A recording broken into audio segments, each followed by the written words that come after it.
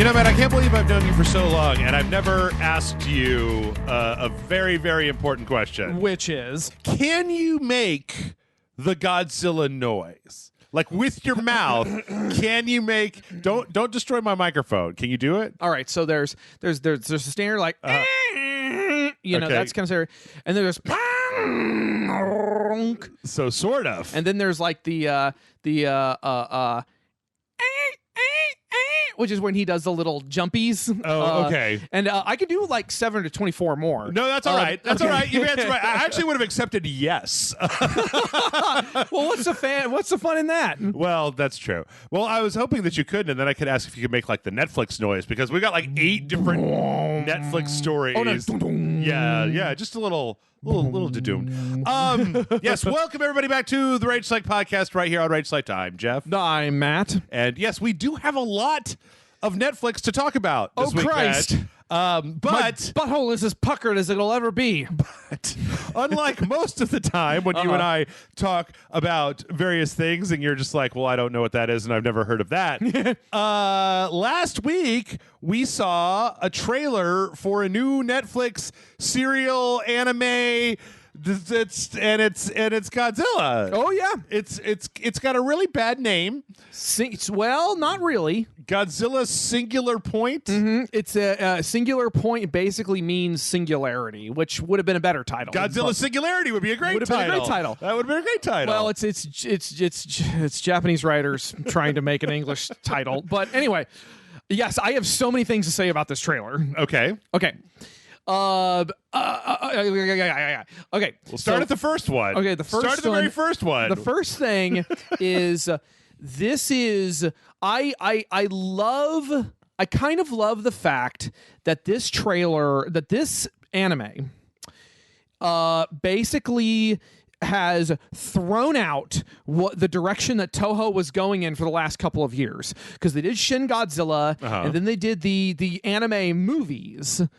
And the space ones. The ones that, they were kind of like Star Trek-y, and, well, they started in space, and then it goes to the future, and it's all post-apocalyptic and shit. Yeah, and, space feature. They live on a spaceship, and they go down and fight Godzilla. Then they go back to spaceship. They go back down and fight Godzilla. Sort of. Yeah. Okay. I saw 2 of those. The third one's got some cool stuff in it. The third one, Godzilla actually fights a thing. Okay, so here's the thing, though. They were trying for this kind of minimalist Godzilla approach, because I think they saw Godzilla 2014 and they were like, oh, so we need to less Godzilla, like less. We need to be all artsy fartsy about this shit.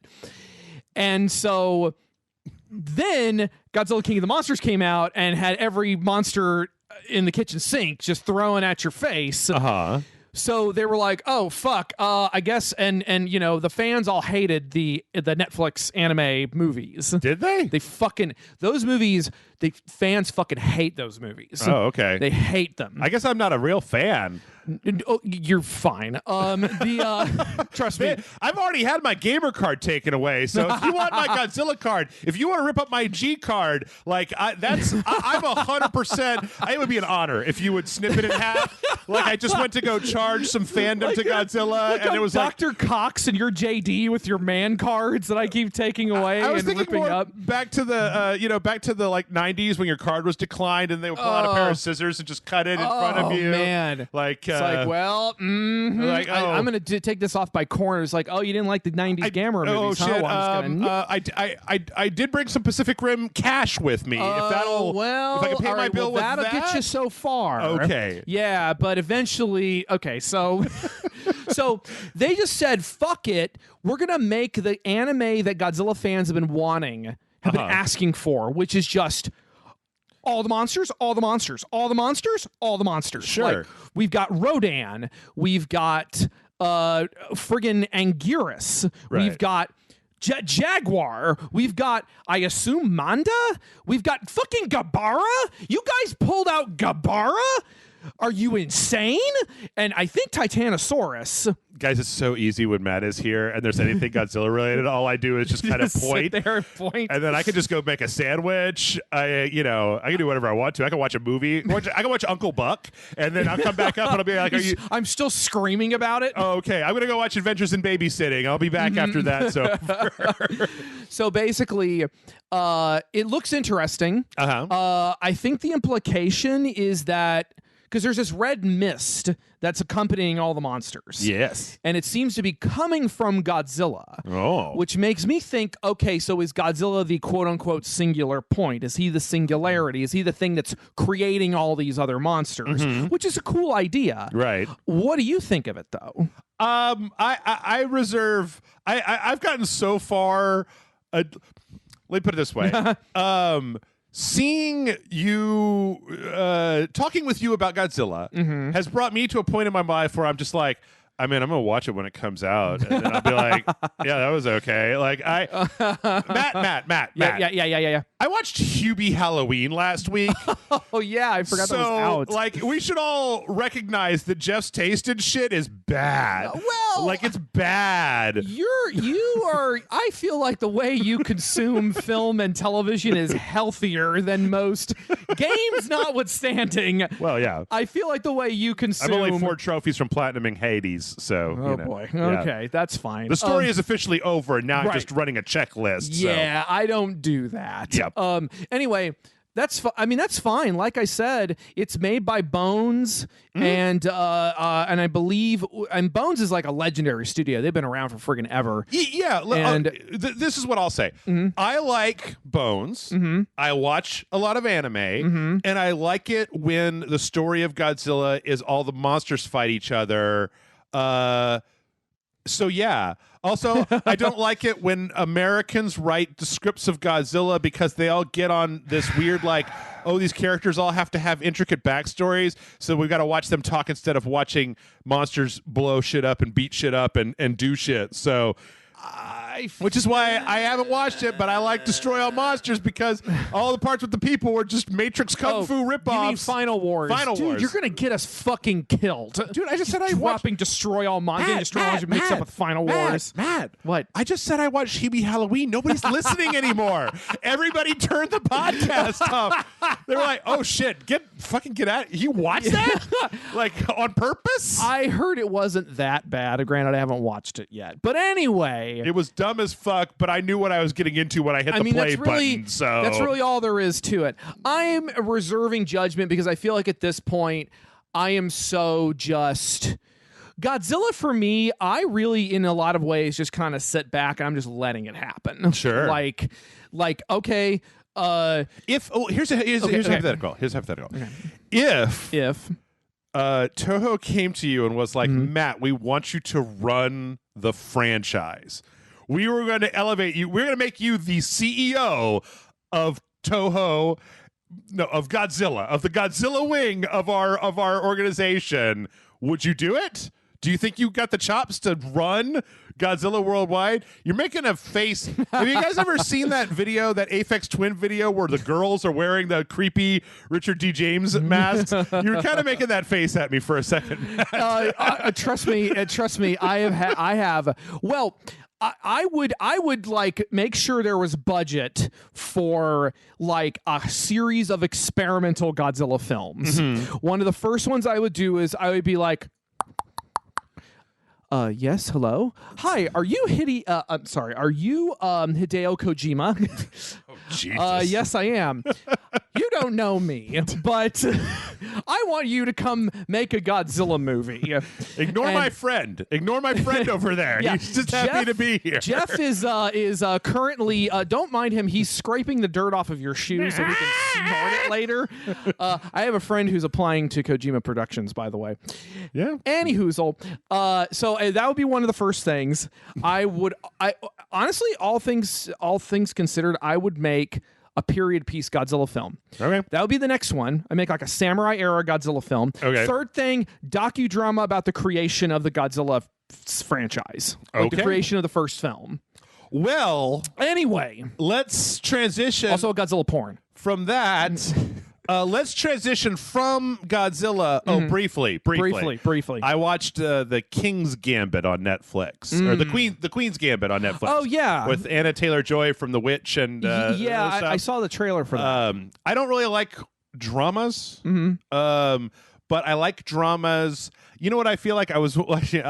I'm not comfortable with dramas when they're about human emotions, but I'm comfortable about dramas about human emotions when they're couched in like a thing where there's a winner or a loser. So like I won't watch a drama, but I'll watch a drama about chess. And I won't watch a drama, but I'll watch a drama about like a court case. Or I'll watch a drama about, what was the other one? I love Grosse Point Blank because it's about like who gets shot. Right? Where if it's just like my feelings for 2 hours, I can't really do that. Well, what if it was a docudrama about a bunch of filmmakers in post-war Japan trying to basically scrape together enough resources to make a monster movie? I wouldn't watch that. Really? It's too much. That's too much feelings. That's too many feelings. Who wins? Like what? I haven't watched the BBC show about like making Doctor Who. I didn't watch the one about Mary Poppins. I don't. You end the film with what really happened, which is when the suit actor who played Godzilla went to go see the movie in the theaters. He sat with his back to the screen so we could watch everyone in the audience react to it. Yeah, I wouldn't watch that. You won't watch that? No. I think it's beautiful. And I'm sure it is. It's just not what appeals to me. I generally want more conflict that's right. in my things. So well, you'll watch the Kojima Godzilla movie, you goddamn. Sure. Okay. I've already seen the Kojima Godzilla movie. It was called Metal Gear, where the man had to fight the gigantic thing at the end of every game. Like in 5, they made Salanthropus, which was the fucking size of Godzilla. I really want. One of these days, I'm going to corner Kojima and be like, no, but seriously. Okay, we need to move on. We do need to move on. Yeah. Okay. We're also, the Queen's Gambit was very good. Okay. So people should watch the Queen's Gambit. I mean, the little trailer looked good. Anna Taylor-Joy is she's an interesting face. She's got a very expressive face, and they spend a lot of time zoomed in on it while chess gets played. Okay. So, all right. So we're moving on. Yes. From Godzilla to Godzilla! Yeah. Oh my God! It's Matt's birthday. Yes. These are the only Godzillas you get. I was gonna decide whether to like put one at the beginning and one at the end, and then I decided no, I'm gonna front load all the Godzilla for Matt, so I can burn up all my energy and then like be like for the rest of the video. Yeah, and then I can get the rights to all of your art. So the Fall Guys, for some reason, have decided for I think it's like the 30th. Something. What is it? Is it the? Is there like some kind of? I don't think so. I think. Well, no. It's because Godzilla's birthday is on November 3rd. Birthday. That's what it is. Yeah. There is going to be a Fall Guys Godzilla skin. So you can play Fall Guys with a little Godzilla skin. It looks adorable.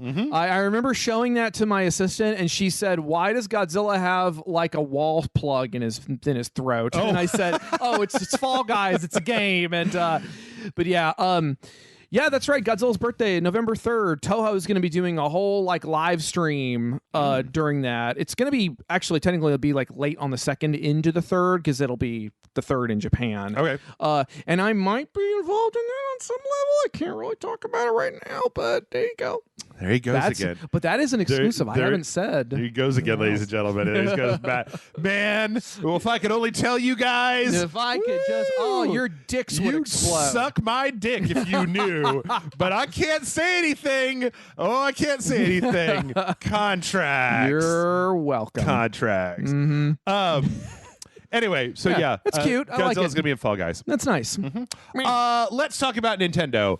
Right. Nintendo had a gigantic part. Well, it was mini. It was mini. It was a mini. A gigantic mini. Gigantic mini. It was an 18-minute mini. It was the Nintendo Direct girthy. Mini partner showcase. I notice that now that they put out the Mario one and the Mario collection and put Steve in Smash Brothers, this one doesn't have like 4,000 downvotes on it. I don't know if you know this, but normally when Nintendo puts out anything and it's been too long since they've talked about like one of the big things or Smash, people get mad that it's not Smash and downvote the fuck out of the video. So okay, you told me about this. Now, I have one thing to say before we get too deep into get knuckle deep into the pussy that is Nintendo Direct. Can we say that? This is a foul podcast. Yes, it is. It's a foul podcast. The link you sent me didn't work anymore, so I had to Google Nintendo Direct Mini. Really? Or I had to YouTube search Nintendo Direct. I don't know, for whatever reason that link didn't work anymore. I know why, because it was the live link. Oh, okay, that makes sense. That's kind of what I thought. Anyway, so I YouTube searched it, and above the actual Nintendo Direct Mini was a YouTube video with like 10,000 hits that said, "I've never felt more defeated after a Nintendo Direct." So, against my better judgment, I clicked on it. Why? And it was... This is like when you read the chat during the live stream, like the PlayStation live stream.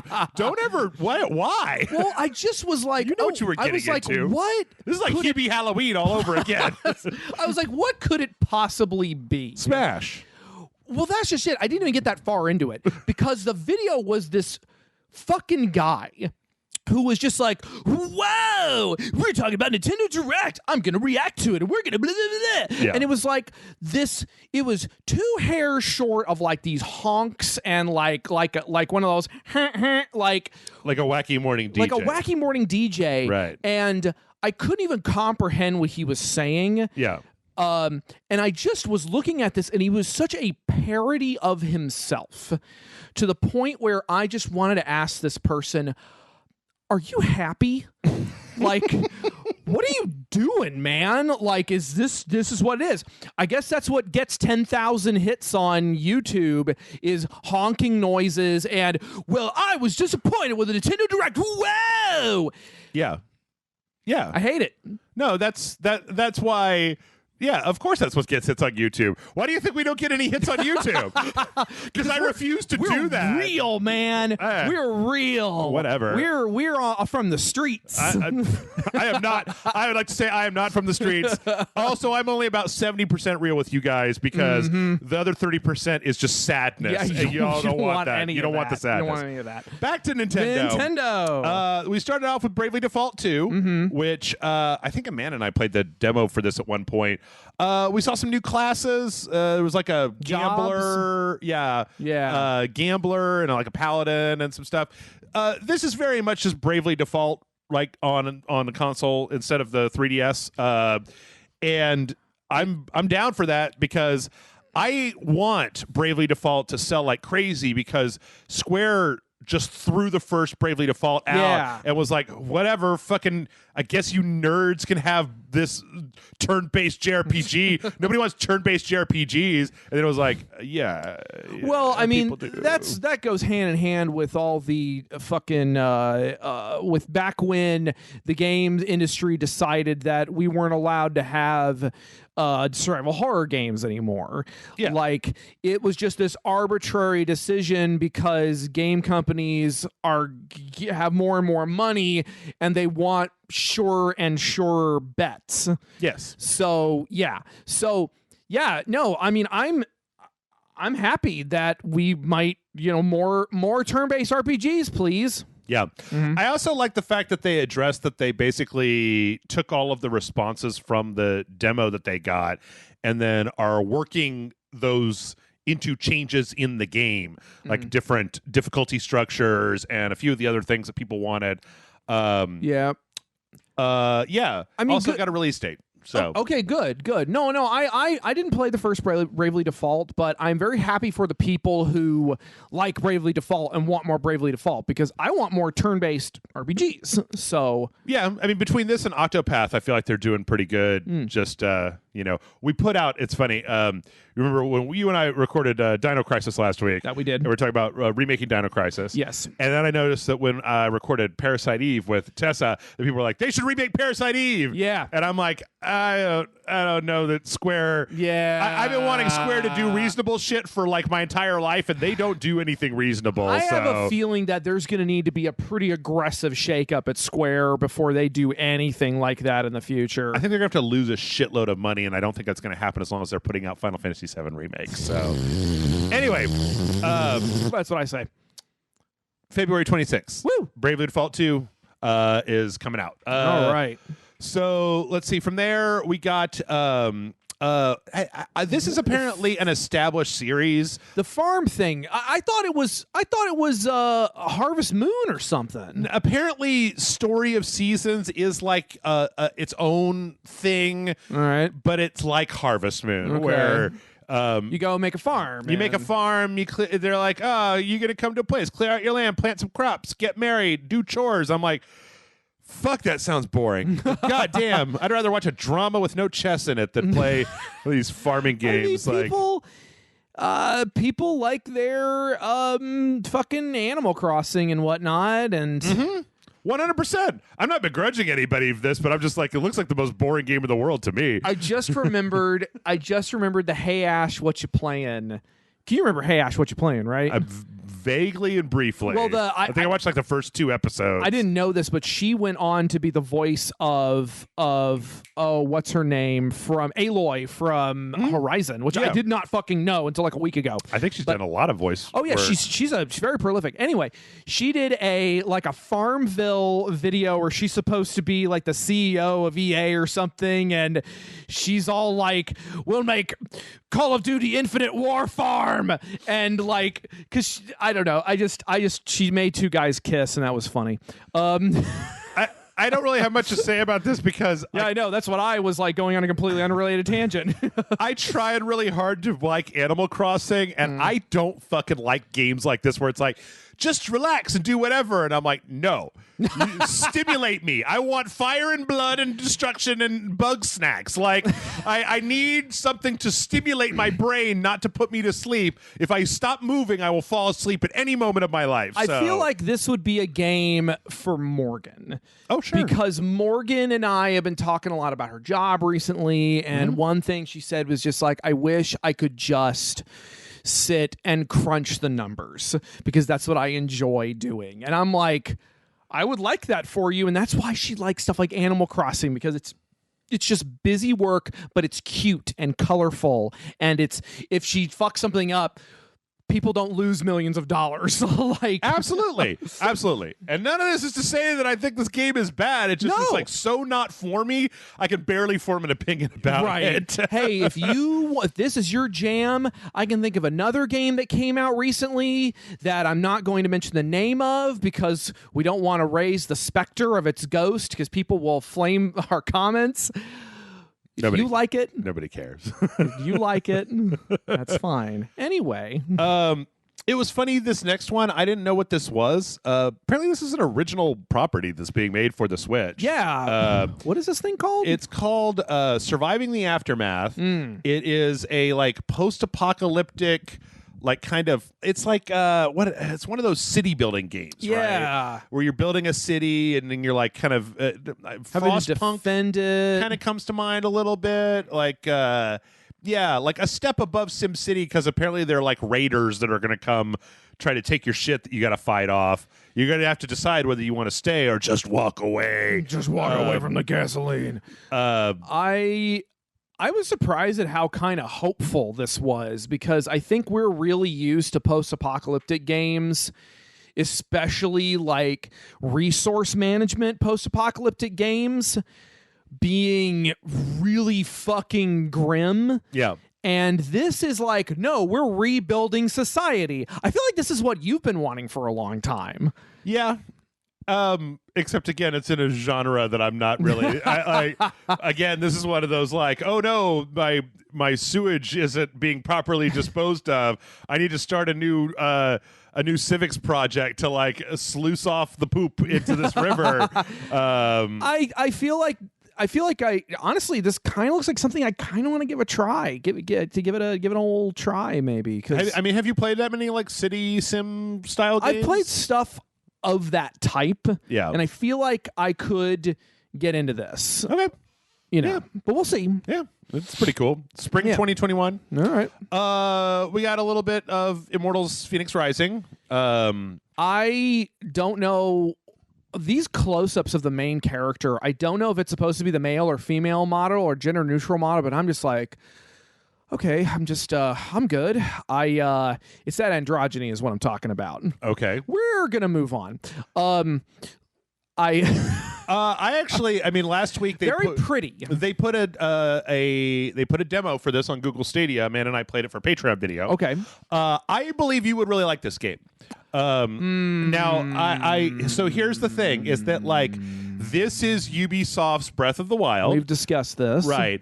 But it's a pretty solid, like third-person action, flying, kind of semi-open world. It's got this really interesting mechanic where Zeus and Prometheus are like up on top of wherever Prometheus is chained to, getting his liver eaten out. As you do, and they're narrating this story kind of like Prince of Persia. Okay. Like, but Zeus is kind of a bastard. So like there was one point where it was like, and then she faced an ogre and like an ogre appeared. It was like, no, it wasn't an ogre. It was a titan. It was a titan. They were like, no, it was actually just a bunch of chickens. And then it turned into a bunch of chickens. They were like, but they were evil chickens. And then I had to fight a bunch of evil chickens. So that's adorable. That's the first thing I've really heard that's made me interested in this, because we've talked about how like, this is Breath of the Wild, but with a Greek gods pastiche over it. Yeah, I've been really down on this game, and I was until I played it. Okay. And I was like, I think that a lot of it for me is that I'm incredibly cynical when it comes to Ubisoft telling me anything. You and I talked about that at length. Yeah, where Ubisoft will be like, hey, check out this good game. And I'm like, fuck you, it's probably bad. Like, because I got my hand burned too many times on Ubisoft. So, like, they announced this, and at first it looked really generic, and then they changed the name to something really terrible. And then the trailers that they show, like, always seem to focus on things that are like, Breath of the Wild, Breath of the Wild, Breath of the Wild, Breath of the Wild. Not necessarily even that, but just they tend to focus on things that are not, that I don't know. Like the combat was satisfying, but that doesn't come through as much in a trailer. Yeah, the combat kind of reminds me a little bit of like a God of War type system, which I can get down with. It's interesting. It's got a lot. It feels like it's got a lot of DNA from the Assassin's Creed Odyssey game, right? Because it's got the kind of Greek mythology thing, but then it's also kind of got its own thing with the Breath of the Wild DNA added in. So like, oh wow, it's available the day before my birthday. Oh, December 3rd? Yeah. Yep. So I don't know. Like I am interested in this game. Like I wasn't, and I think it was really smart of them to put that demo on Stadia, even though that wasn't the best place to play it. Like they should just put out a straight demo. But like I played it and I was kind of it. Like by the end, I was like, all right, let's go tear this thing a new asshole. And by the time I got to the end of it, I was like, looks good, feels good, snappy dialogue. Like the more I played it, the more I was into it. Like kind of physics-based puzzles, but kind of its own physics-based. Like there was a thing that had a board, right? And the board had like these globes in certain places, and then there was like a screen that showed the pattern that they wanted on there. So then I had to like go fight some enemies to find the other things and bring them back. And there's like a moving stuff, physics puzzles. It was fine. Like right. So. No, I mean that. Okay, so you have had the most glowing response to this that I've heard yet, because I recently watched a little bit of the Escapist show with Jack Packard and what's his name? Jack Packard's the guy, one of the guys from Red Letter Media. Right. He and they were talking about Immortals: Phoenix Rising, and they were both just like Yahtzee, right? No, it wasn't Yahtzee. He does another show with Yahtzee. Oh, okay. Or he's done live streams with Yahtzee. But they were both talking about it like this is just a watered down Breath of the Wild. And they also were both like not playing that much of it. They were both sufficiently unimpressed with it. And then I unsubscribed from the Escapists when I realized that all the people I actually liked were gone. So I don't really know, but like when I watch the Escapists talk about video games, I'm like, you guys are like, they remind me of very pretentious film critics who like the deuce you say. I don't know. It's like I watch Yahtzee talk about some games where I'm like, that game was fine, and you're just like, it's the fucking worst game I've ever fucking played. And I'm like, all right, listen, this you may be doing a bit, but the fact that you hate everything except for the most pretentious indie games, I liked the 8-hour campaign in Avengers. I didn't think that the multiplayer was very good, but like I'm completely over Yahtzee, to be honest. I think he's a really good writer. I want to read more of his books, but his whole shtick I'm just done with. Yeah. And then of course, Movie Bob isn't on Escapist anymore, which I'm just like, all right, then okay, you guys, you fucked up your relationship with extra credits. Jim Sterling left, and now you won't even have Movie Bob back, who, by the way, helped rebuild your fucking channel. So, I get it. You guys want this safe space for your anti-SJW listeners. Is that it? I'm sorry. I'm really heated about that whole thing. Let's move on. And let's move on. I encourage anybody who has any interest in that to go play the Stadia demo if you have even remotely decent internet. It's free. Like you go to stadia.google.com. You don't have to do anything. You just hit like a play button and it starts playing in your browser. You can play it. So. I'd like to play it. You have made me want. You're the first person that really made me want to play this. I think it's pretty good. Mm-hmm. All right. Bakugan Champions of Vestroia. I don't know what this is. Which I'm calling bullshit because that's a fucking kaiju name. This is. I don't know what this is. It's the current kind of Pokemon style monster collecting game. Yeah. I see toys for it whenever I go to Walmart looking for Transformers, and whatever, it's good for kids. I feel like if I was like 10, I would be all into this because it's got dragons and giant snakes and dinosaurs and stuff. So sure. I think that I was thinking about that the other day. Like I don't think that I ever had a part of my childhood because I was a little too old for Pokemon. I don't think I ever had a part of my childhood where there was literally like a show where the character on the show collected the toys that I could go buy at the store. And there's a lot of them now, right? Like, Pokemon was the first. There was the Digimons and what's the card guy with the lightning hair or whatever? Yu-Gi-Oh! I was young enough to where I was just... Right, I was there when Pokemon hit, and I was super fucking into it. Yeah. And I was into Digimon. Wasn't as into Yu-Gi-Oh! Because by that point, I was like, I like girls and guys sometimes. And I'm like, let's move on. But You mean you hit puberty? Sure. Not that, like, people who play Yu-Gi-Oh, who are into Yu-Gi-Oh, are like you're throwing aspersions on the sexuality of anybody that is into Yu-Gi-Oh. That's not what I meant. That's not what I meant. And I'm clarifying. Because I would have sex with most of the characters in Yu-Gi-Oh when they're over 18. Okay. But the point is that, look, when I do this podcast, it just goes in a weird direction. You're welcome. What I'm saying is that this is a genre that Japan really locked in on. Oh yeah. And I mean, what I should say is Bandai really locked in on. Yeah. And I mean, even Ultraman is all about this these days because it got to the point where they just had action figures of the Ultraman and the Kaiju that they would use in the show to gain powers and transform and stuff, which is like, I get it. You got to trace trends. You got to sell shit. I mean, the fact that there's like a spinoff of Gundam that's about the kids that go to Gundam action figure high school, and I'm just like, I didn't get it on the ground floor, so this is all, I don't understand it. Yeah, I don't know. I mean, I'm sure that there are kids who really, hey, you know what? That game is going to be some kid's favorite Christmas present. Oh, sure. And more power to them. I am into Griftlands, though, because this is I never entertainment. Heard of this. Oh, I bought this when it was in early access on the Epic Game Store.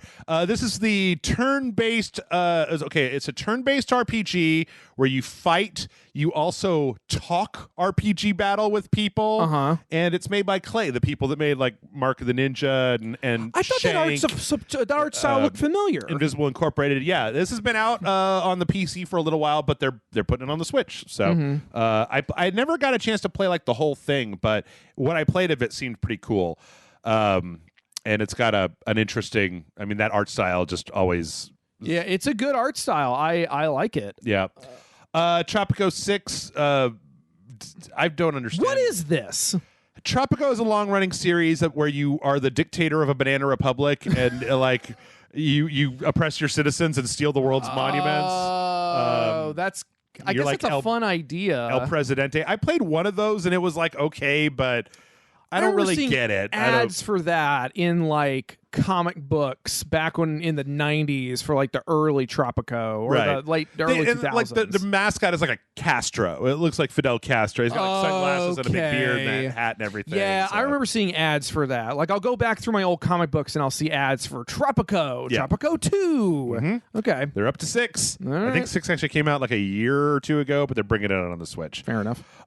From there, we got a pair of really strange, very strange announcements. Hitman 3 and Control are both coming to the Nintendo Switch. Okay. Now, I hear you say, how? Those games are too... Are they just going to look like absolute shit?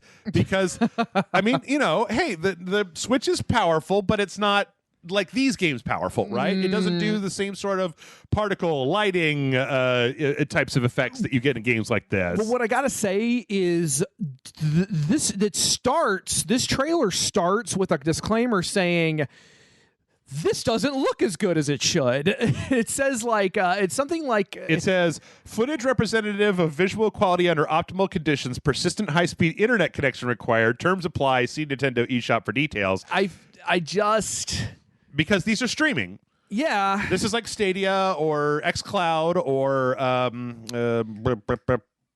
Amazon's doing one. Bunch of people are doing this shit. Right. Nintendo is doing this. Nintendo did this in Japan with Resident Evil 7. So this is a streaming product. I almost certain they launched in Japan with Resident Evil 7, looked at the data and the feedback to see if people liked it, and they're going to try doing this in the US. It will be interesting to see if both of these are 60 whole American dollars. I'm especially interested to know what happens with Hitman, because Hitman 3, the engine of Hitman 3 is compatible with Hitman 2 and Hitman 1 as well. So if there's going to be an option to buy all the content, I'll be interested to know if they're full price. And I will be interested to give them a shot, because the thing is that I've been running Stadia on my PC through a wired connection that goes from here to my router with a physical cable to get the maximum speed I can get out of it. But like the Switch, you don't want to plug. I got it, but like you plugs into the dock and it's shitty and like it's like a dongle you've got to buy. Dongle. There's not even a network connection on the dock. Right, so you have to buy a separate piece of hardware. I don't know, man. I mean, you and I, like, I wonder for people. I don't take my Switch out of the dock very often, but like this, you can't play this on the go. You have to have an internet connection. You have to have a connection to stream the data over. So, like, I mean, if it doesn't, okay. Here's the thing. I would say that if this is one of these things that's not really going to cost that much for Nintendo to run. Yeah, and if they're ports anyway, so I guess fuck it. Some people will be able to run it, some people won't, and I'm not saying that's good. I'm just it's a little shitty, but I don't know. It's just you and I were talking about how Japan has a much stronger internet infrastructure than America does. Yes. A lot of people in America are probably not going to be able to run this thing. I mean, shit. I live just outside of Austin, and I'm probably not going to be able to run this shit because my internet sucks. It really depends on. Everybody's working on this stuff, and it's getting better. Sure. Like I'm going to buy. I'm actually. Spoiler alert for a future video. I am actually going to purchase next month the fastest internet that I can get at the location where I live, which is going to cost me about $300 worth of setup, which I don't want to do. All right. But then I'm going to buy it on the consoles, but I'm also going to buy Cyberpunk 2077 on Stadia for $60 and see if I can sit here and play it on Stadia with the fastest connection and maybe even that dumb $60 Google controller. Because the thing is that this shit's close. Like, I don't know that people are really dealing with this, but like on the my cell phone, I got a new cell phone. I got a Pixel 4a. It only has 4G, but over the cellular network through xCloud, I can play Doom Eternal on my phone streaming in this tech It is not great. Like, it doesn't work well for Doom, but it could work well for a turn-based game. Anything that didn't require... It can even work well for, like, Hitman. It's not great when you require split-second, like, timing, but it's getting there. And then, like, if it gets there, it means that you could play something like Cyberpunk 2077 on a Nintendo Switch, which would be huge because the Switch doesn't have to render it. It only has to stream the render from a cloud server up to the screen and stream your inputs back down to the cloud server. So it'll be interesting to see if this works. Do you not know how this works? I'm sorry, you were giving me this like this confused look. It's a lot of tech. And for me, as someone I'm very much I paid for it, it should fucking work kind of consumer. Right. Where I scream when a YouTube video stops in mid play. Like that was happening earlier today. And I'm like, $80 a month. Yep. And it's just like, and I get that there's a lot to it that goes into it and goes into especially this thing. I'm just saying I'm probably not even going to bother with this shit. Oh, sure. Because unless I have a wired connection. And like you said, it's getting better. Mm-hmm. So we'll see. Like you said, we'll see. We'll see. Mm-hmm. Especially because there's some big titles. I want to play Corruption. I keep forgetting about it. Control? And Control. Yes. Sorry, Corruption is the thing that happens in Control. Yes. Yes. I want to play that because you keep talking about it. My favorite game from last year. And I keep forgetting about it. You should play it. I should play it. I wonder if I still get it on... Do you have a physical copy? I think I gave it to Jason. I don't remember. I bet you I could get it on PlayStation Network for super cheap. Well, they currently, I believe, they have the Game of the Year edition that has both of the DLCs, and it's called the Ultimate Edition, and I think it's like $50 for the game and the DLCs. So it's not bad. Okay, or something along those lines. Mm-hmm. From there, we got some No More Heroes. He's booping. We got a cheeky No More Heroes 3. I don't really know very much about No More Heroes. I didn't play the previous ones. Why did I have the impression that you really liked No More Heroes? It was a Wii game, and I hated the motion controls. I like Suda51. Sure. And I like a lot of the other stuff that Suda51 has made, but I never got into No More Heroes because it needed the motion controls, and then when they put it on the other systems, it was like a little weird. But we got a trailer for 3, which is intergalactic Travis Touchdown fighting off aliens, which looks great. And then surprise, surprise, we got the announcement that No More Heroes 1 and 2 are being remastered for and put out on the Nintendo Switch. Not like fully remastered, but being put out on the Nintendo Switch. Okay, I did not see that part where he turns into a Gundam, but and oh shit, they're out today. Oh, so all right. Yeah, you could play No More Heroes 1 and 2 on the Nintendo Switch today.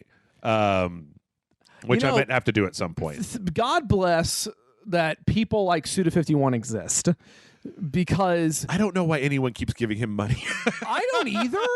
But you know what?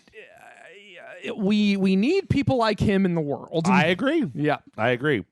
And then let's see, we got a few more things. We got this what was the name it of this? It was like part-time UFO or something? Something like that. Is that what it's called? Part-time UFO, where it just seems like a little mini game thing where you're kind of using this claw interface, this little UFO to drag stuff around, and then you can play it multiplayer with your friends. And it's kind of just a silly little thing. Yeah, it's cute. And then finally, we got a trailer for Hyrule Warriors. Oh my god. Oh my god. That actually, this one showed off a lot of the big things. The divine beasts. Yeah, the divine beasts. It showed them all doing like their super attacks.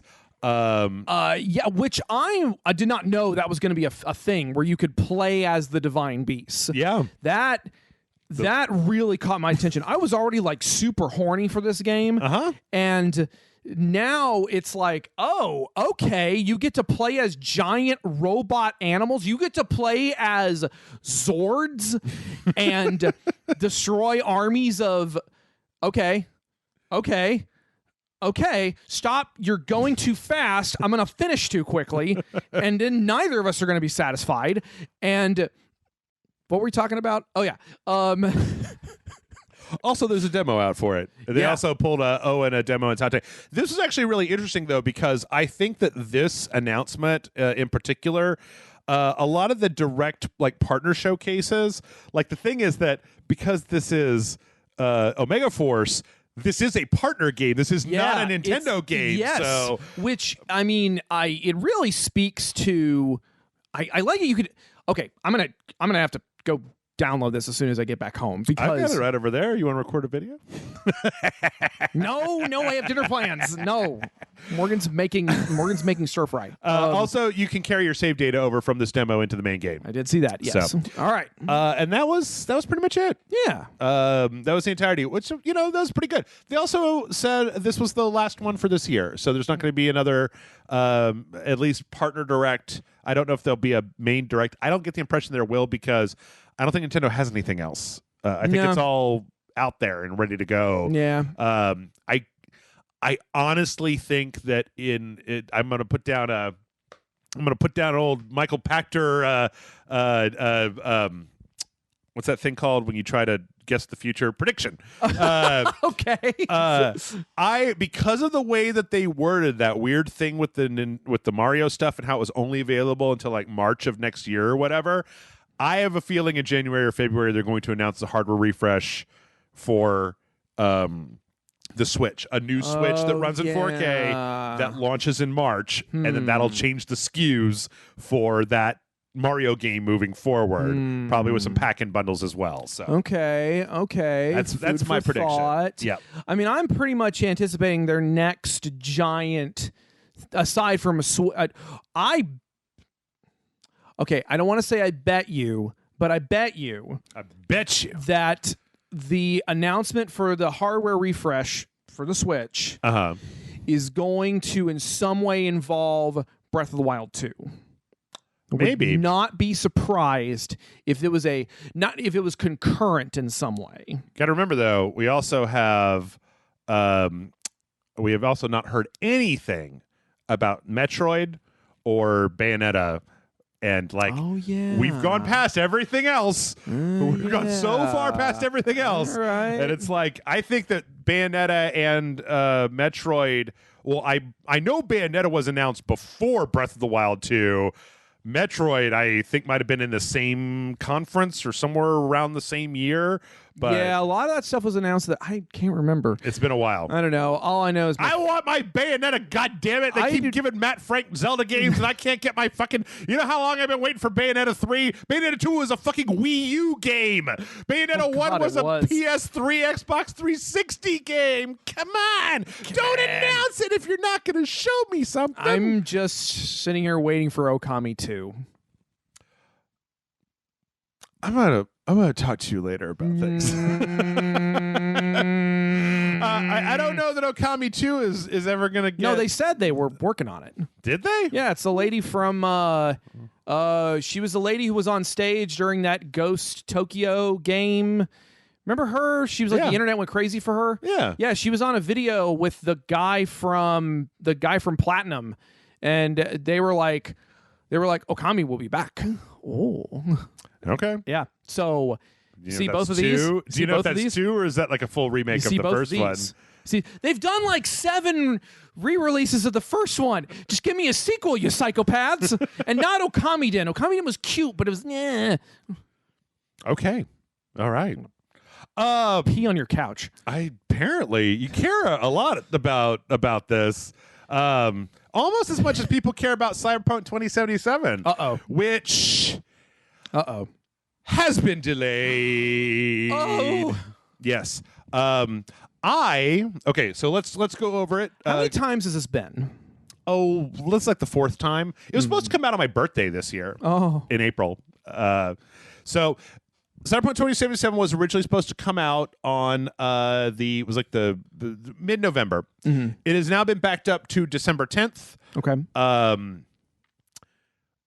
Before we get into more, because there's actually quite a bit to this. All right. I would just like to hot take and say I am happy that this has happened because November was the launch of goddamn new consoles as well as all of those launch titles for the PS5, all the titles that were coming on the Xbox Series X, all of the agnostic titles like Assassin's Creed Valhalla, the new Call of Duty, all these things were coming out on everything. I mean, they're putting the fucking Demon Souls remake in November. So, like, I would like a little time to let the dust settle in November and then be like, December, where there's nothing. Now I can play Cyberpunk 2077 to my heart's content. So, there you go. I mean, the way I look at it is that I've waited for like 6 years for this game to come out. If there's a difference between like playing it janktastically on the day so that you can get it on the day, or playing it like 4 weeks after that and it's like good and polished, I'd rather be good and polished. Fair enough. I mean, that's basically what I say every time a game is delayed, where I'm just like, yeah, because they're fucking working on it. Yeah. It needs more work. Well, apparently, it's very specific what needs more work. Oh. Because the PC version runs fine. Okay. The next-gen versions run absolutely fine. The problem appears to be the PS4 and Xbox One versions do not run fine, which makes a lot of sense. Why, if they thought, if there was something that came up in QA testing or something that they didn't anticipate, and they're having to back it up to fix that, like the last thing you'd want to do, because one of the things that I don't know that a lot of people realize, and that I didn't really realize, is that the PS5 and Xbox Series X versions of Cyberpunk 2077 are coming in 2021. They're not launching in December with the rest of these. What's launching in December is the PS4 and the Xbox One versions, which will run better and faster and sharper and clearer on the PS5 and the Xbox Series X. But the actual next-gen versions of these titles are not going to be available until 2021. So if the PS4 and the Xbox One's versions were shitty or fucked up, like those are probably going to be the versions that get evaluated first on the next gen platform. Okay, that makes a lot of sense. Yeah. So that's what I think. I mean, who the fuck knows? But that's what I think. I'm just thinking about all this rigmarole going around about how people evaluate games nowadays, and how this real, I think, is a legitimate debate as to what version of the game should be judged if so many games are patched nowadays. And I feel like that is a legitimate complaint, especially for something like Cyberpunk, which you would argue was probably the most hotly anticipated game of 2020. Well, it's interesting. One of the things I didn't bring up was that Jeff Keighley came on and said that because of that move, it means that Cyberpunk can't be considered when they do the Game Awards at the end of November, because it technically won't be out by the time they air like the 2020 Game Awards. Okay. The same thing happened to Smash, is it came out in December, but because I mean, the Game Awards are at the end of November. They can't like evaluate that game if it's not out. So yeah, fair enough.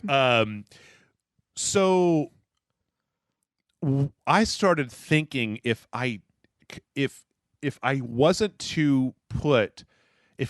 say that Cyberpunk 2077 has to be moved into 2021, what would be the best game that I played in 2020? Maneater. No, I'd say the best game that you played in 2020. I said the best game I played in 2020. Well, I mean, Ghost of Tsushima is really high on the list for me. That's as well. probably that would probably be behind the list for me, because when I started thinking back on it, I was like, well, I didn't like Last of Us 2, and Final Fantasy VII Remake didn't get me. Nope. And like, the Nintendo stuff, like I didn't like Paper Mario, the new Paper Mario, I didn't really like that very much.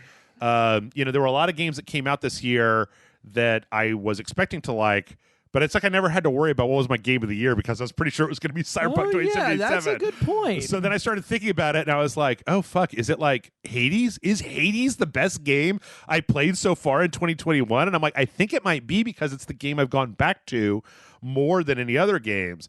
Like is my game of the year list going to be like Hades, hardcore mecha and bug snacks? Is that gonna be like what I see? But in any case, I'd rather it be good, Right. That's kind of what matters. than have to be fixed later, Yeah, right? yeah. Like I get the anticipation. I long ago learned to just pretend like any game that isn't coming out this week is never coming out. So like they moved it, and I was like, well, it wasn't ever coming out anyway, so it doesn't matter when they moved it to. I mean, that's the old adage is like a movie's not coming out until it's in theaters, Right. and a game's not coming out until it's in your console. This game was supposed to be my birthday present. They already, and you know what? Like if this game had come out on April 16th, right at the beginning of the quarantine, we could have spent all summer just basking and playing 400 hours of Cyberpunk. So like it's fine. At this point, it's fine. I thought that was what Final Fantasy VII was going to be for me. Yeah. And then I played it. Yeah. So apparently, there's a lot going on here. Right. One of the things that was kind of interesting was that apparently the entire team working on Cyberpunk 2077, which has been engaged in shitty massive crunch, did not know that this was going to happen until it was released in the news. Oh, God. Guys, come on. I talked with Bryce a little bit about this because CDPR said they weren't going to be doing crunch, and then they basically said, yeah, we are. I talked with Bryce a little bit about this. I find the crunch thing very difficult, and you probably can weigh in on this as well, of like the problem with saying I'll never do crunch is that I feel like in any business, when you are leading up to a gigantic launch of a thing, you know, I don't know that many people who are able to budget their time so precisely that they're not at least like, I gotta stay up for like 2 extra hours to get this finished. Like I did good, but I don't have to stay up all night, but I do have to finish this before tomorrow when it launches or like the deadline happens or whatever. So I'm in some cases a little bit sympathetic. I don't like the fact that it ends up being for a very long period of time and expected. Like I feel like you should always try not to do it. Yes. But it's hard for me to think about how would you budget a creative project to try to eliminate crunch? You say, well, one way would just to be like, we're not going to release a release date until we know it's done. We're going to go all the way to the end, the full final end of the process before we say what the release date is, which doesn't give you any time to do any like marketing or anything, right? Like, I don't know. It's hard to imagine what it would be like because development of any creative project is nebulous and it's messy and things happen and like we've been stuck on this one game-breaking bug for 3 months and it's totally fucked up our entire no crunch schedule and now we're gonna have to put 3 weeks of crunch at the end of this cycle and it's like or push it back out of the holiday season with the new console releases where it's gonna sell better and blah blah blah blah blah blah blah blah. So I feel like you're raising a lot of really good points because yes, I feel like in a lot of ways, and I know somebody's going to take this out of context, but crunch in a lot of ways is a little bit inevitable. And it's not necessarily because of poor planning. Like you said, creative endeavors are very nebulous. A lot of times, it's hard to get motivated because you're just not feeling it. Right. I mean, I don't think I'll ever, well, never say never, but if I were to go and work for a game studio, first of all, we'd be on a contract basis because fuck that. Secondly, it's simply because when you create a corporate culture that is expectant of crunch and uses crunch to essentially abuse your employees and get more work out of them, that is morally reprehensible. Yeah. As opposed to, I think and this is just my perspective, but I think that you should go in doing your best to avoid it, but having a contingency plan if crunch happens. And what that means is you need to make sure that your employees and your artists and your creative people all working on this you need to get out of their way and let them do what they're going to do. Don't sit there and berate them for needing to nap in the middle of the afternoon or whatever. You need to make, fucking put healthy snacks in the office or something. Don't just fill it with energy drinks or whatever. I don't know. What I'm saying is that creative people in a lot of capacities work better under pressure sometimes. I know I do. Yeah. I would love to be, and a couple of times, especially recently, I've been able to get projects done with plenty of time left to spare. Sure. But every now and then, you're going to get into a project, you're going to get into a cycle where your shit's going to be, we were several weeks late, or at least we were like a week late on the last issue of Godzilla Rulers of Earth, because it was a double-sized issue that Jeff Zorno and I were splitting art duties on, and our poor colorist got some fucking horrible disease and had to split the work, her own work, with a bunch of other colorists, and we were like a week late because, of course, it was like, oh, we're going to make it a double-sized issue.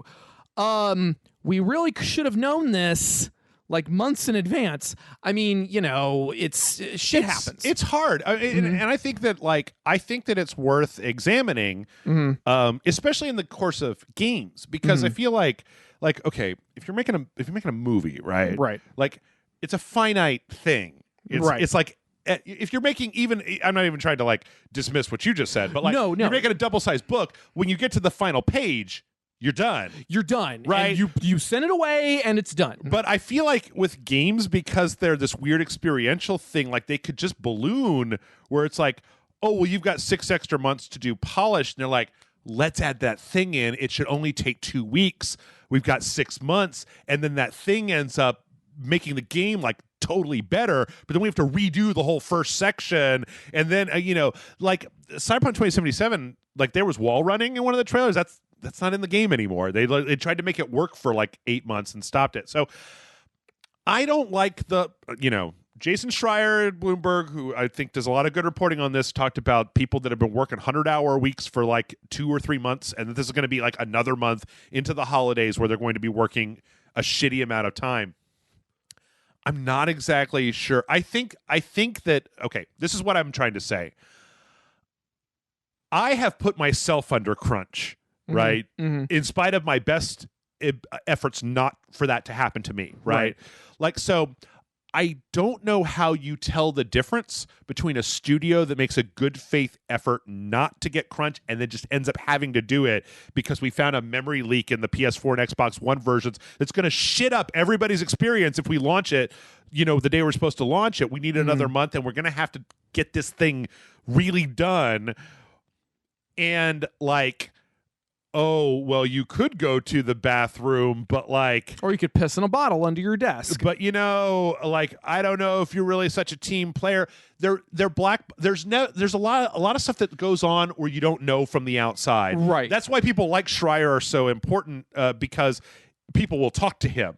And then he will tell the stories of people inside, because they can't just go say to you, they can just be like, come to my podcast and bitch about your bosses that pay your revenue and make them look bad for 2 hours. I mean, exactly. It's like, I feel like this is a topic that we're going to be arguing about for a long time, but yes. Then see, because here again, the reason that they didn't know, apparently, there was a very small cadre of people inside of CDPR that knew that they were going to be pushing the release date. And apparently, the reason for that was because they were worried that if it was general knowledge within the company, that it could get out and then people could start making stock moves on CDPR's stock that would change when they announced the delay, thereby breaking insider trading rules in Poland where they're based. Now, I have no idea whether that's true or not. Like, I have no idea whether that is correct or incorrect. I know that the end result is that it looks really shitty, like they sprung this on them. But then on the other hand, I don't know the fucking stock rules of Poland. Like, is that a real thing where they would have been, fucking dragged into court if somebody had made a move because the knowledge was more general? I have no idea. I mean, yeah, I feel like, honestly, crunch in a lot of ways, and I'm not saying this to devalue the debate being had over it. Yeah. Crunch in a lot of ways has become a bit of a buzzword, and it's a lot of people who a lot of people are saying, "Bruh, they did crunch," and it's like, yeah, but what are the circumstances? Like, I could sit here and piss and moan about not getting a heads up about there being a double-sized issue for the final issue of Godzilla. Right. But our editor was the editor on like 7 other books. Yeah. And, he was doing his best. Dude, I built crunch into my life. You remember when we used to do puppet intros and I would have to stay up until 5:30 in the morning when the sun came up to get those things rendered and attached to videos and still get them uploading before I went to bed to get up at 4 o'clock in the afternoon like a crazy person. Like, there's sometimes it's just like, I think that what it comes down to is it's impossible to tell whether this is just like what happened because some shit, because everything didn't go the right way like it never does, or is this a malicious thing being used to abuse people at a company? I mean, that's therein lies the question. Yeah. So, all right, one more story about abusing people at a company, and then we're going to take a break. All right. So, the world that we live in is one in which one of the directors on Cyberpunk, and Andres Zawadzki, I'm sorry, Czech people, who had to tweet, "I want to address one thing in regards to at Cyberpunk game delay. I understand you're feeling angry, disappointed, and want to voice your opinion about it. However, sending death threats to the developers is absolutely unacceptable and just wrong. We are people, just like you." Whoa. And then he kind of put out a, just some of the more easygoing threats that they got that were like, "I know where you live. I'm going to come to your thing. Release Cyberpunk or your family will be persecuted." You're going to persecute? I'm going to personally persecute you, Matt. I will burn you alive if you don't release your game. Like, okay. I don't know that I'm preaching to the choir. 99% of the people listening to Rage, like, y'all would never do this. I know you guys. You're cool. Yeah. I've read your comments. Even the guys that don't like me, the guys and the gals, they don't like me. They would never tell a developer that they're going to find their family and burn them down because they have to wait for 4 weeks for a video game to come out in the middle of the month with the most video games coming out. Yeah. After waiting for 6 years for this video game. But if there's 1% of the people listening to this who have ever been so angry that they wanted to go online and tell somebody that they would murder them if they couldn't get the DVD or the fucking Yu-Gi-Oh cards that they really wanted. Dude, just, you got to calm down. You got to calm down about the video games, man. You got to just I run a website, and even I'm not threatening people with murder. I'm just like, hey, I want to see Bayonetta. It's like, I mean, it's not show me Bayonetta or I'll kill your wife. It's like, hey, Nintendo, I want to see Bayonetta, please. It's this is something that we've been talking about for a long time. People just suck. Well, they suck, and they suck in a very specific way, because I feel like South Park really kind of nailed it with Kyle's dad. Do you remember it was the story arc they did where Kyle's dad was a troll. And that's what he did. Oh, in the afternoon, he was Skank Hunter, and he would pour himself a glass of wine, and he would basically sit there and he would do this thing because he can do it completely anonymously and off the cuff, and he would suffer no consequences for it. Well, CDPR is reporting every single person that does this to them. Oh, because plot, the artichoke thickens. Yeah. I mean, none of these, but I saw somebody tweet at CDPR where they were just like, it was like, "I've canceled my pre-order. I've been lied to enough by you about when this game will come out." Okay. And it's like, okay, you've canceled your pre-order and then you're going to pre-order it again on December 9th, the day before. I mean, I don't know, man. Delays happen, right? Would you rather get a good game or would you rather get a shitty game that then you went online and got mad that it was shitty and had to be fixed in a month? Or would you rather just get the game that you wanted in a month? Well, these comments don't come from people who think about these things. Sure. It's pure. Every time I hear someone say, "Well, I run a rational podcast," or I'm a rational person, and oh my God, people are we operate on complete irrationality 99% of the time. We are reactionary animals. And it's only upon reflection of doing something shitty that we sit and be like, I probably shouldn't have done that. All right, guys. I feel like Matt's a little wound up here, so we're gonna take a break because I got nothing but more wines. I got more cranks on the wine left to go here. So we're gonna take a break. But when we come back, we're gonna wind up. We're gonna get it's gonna be like a Jack in the Box up in here. I swear to God.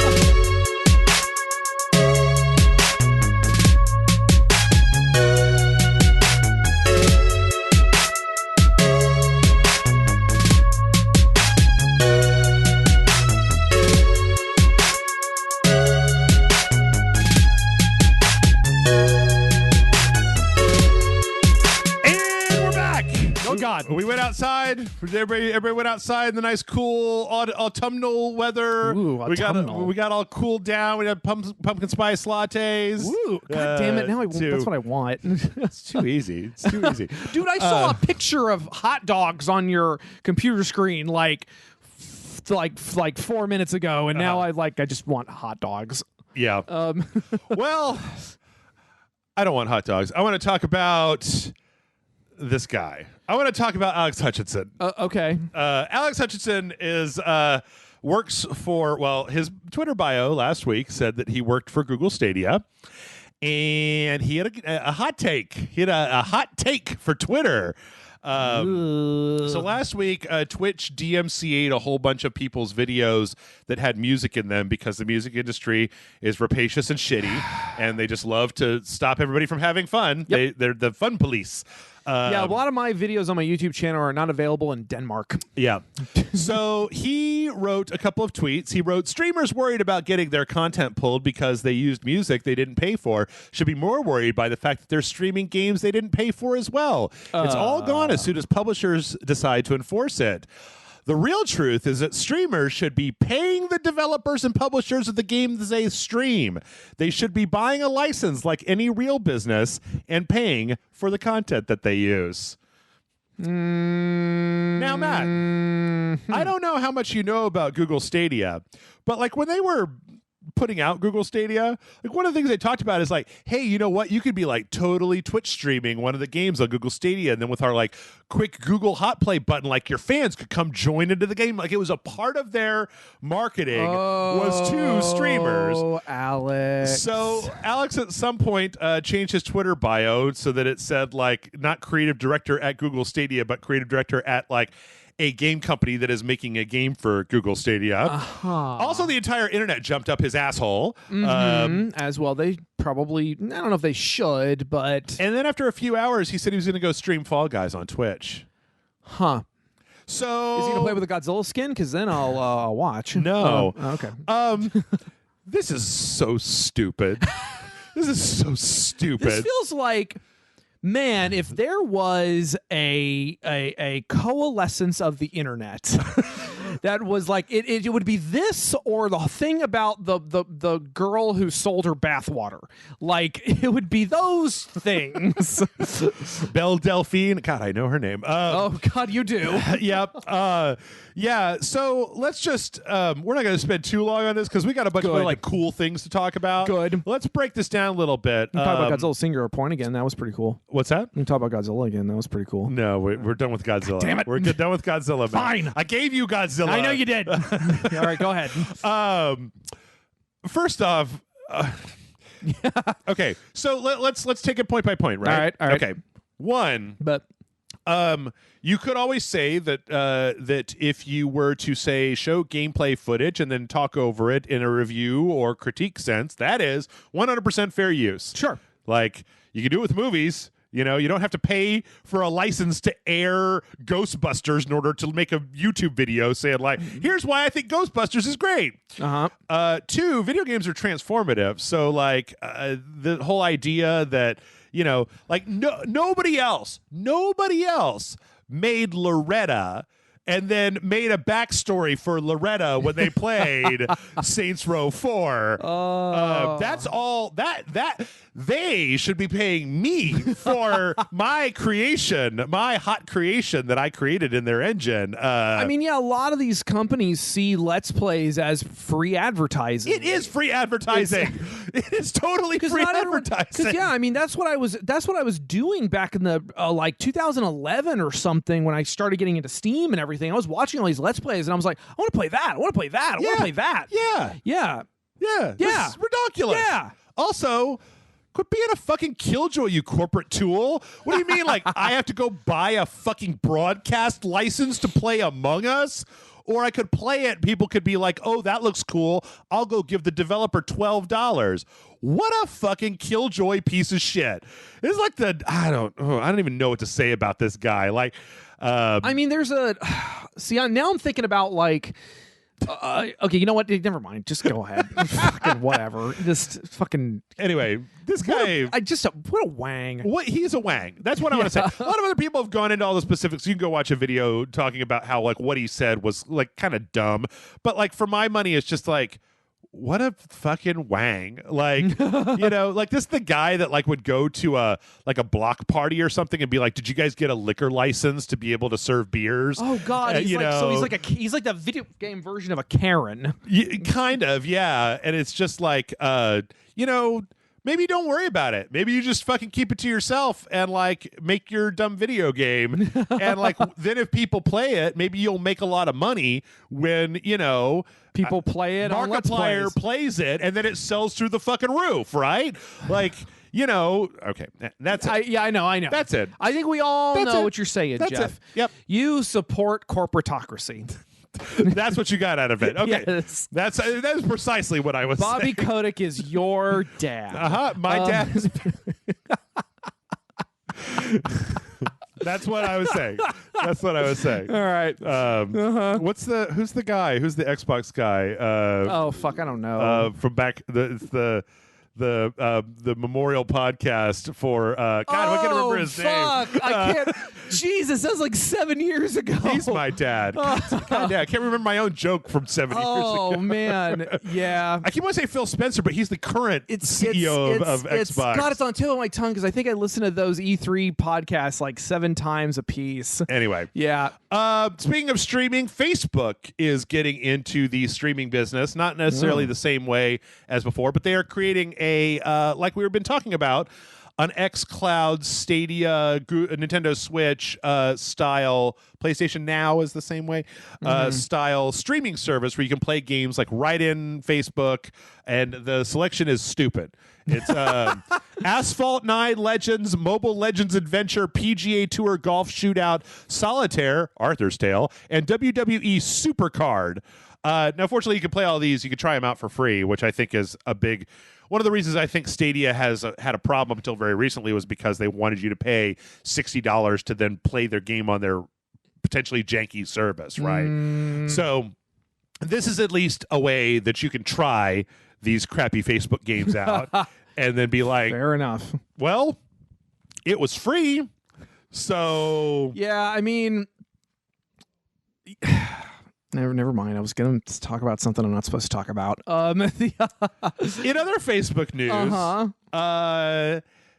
it has come to light. Okay, so when Facebook, when Oculus put out the Oculus Quest 2, right, it was announced that you were going to have a Facebook login in order to log in to the Oculus Quest 2, access a store, download your games, blah, blah, blah, blah, right?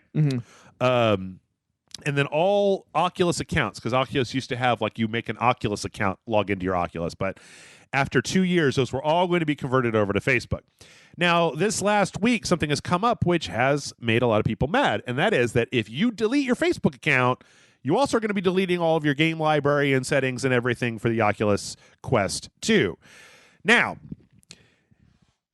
if you delete your Steam account... you lose your Steam library. If you delete your PlayStation account, you lose your PSN library. If you delete your Microsoft account, you lose your Xbox library.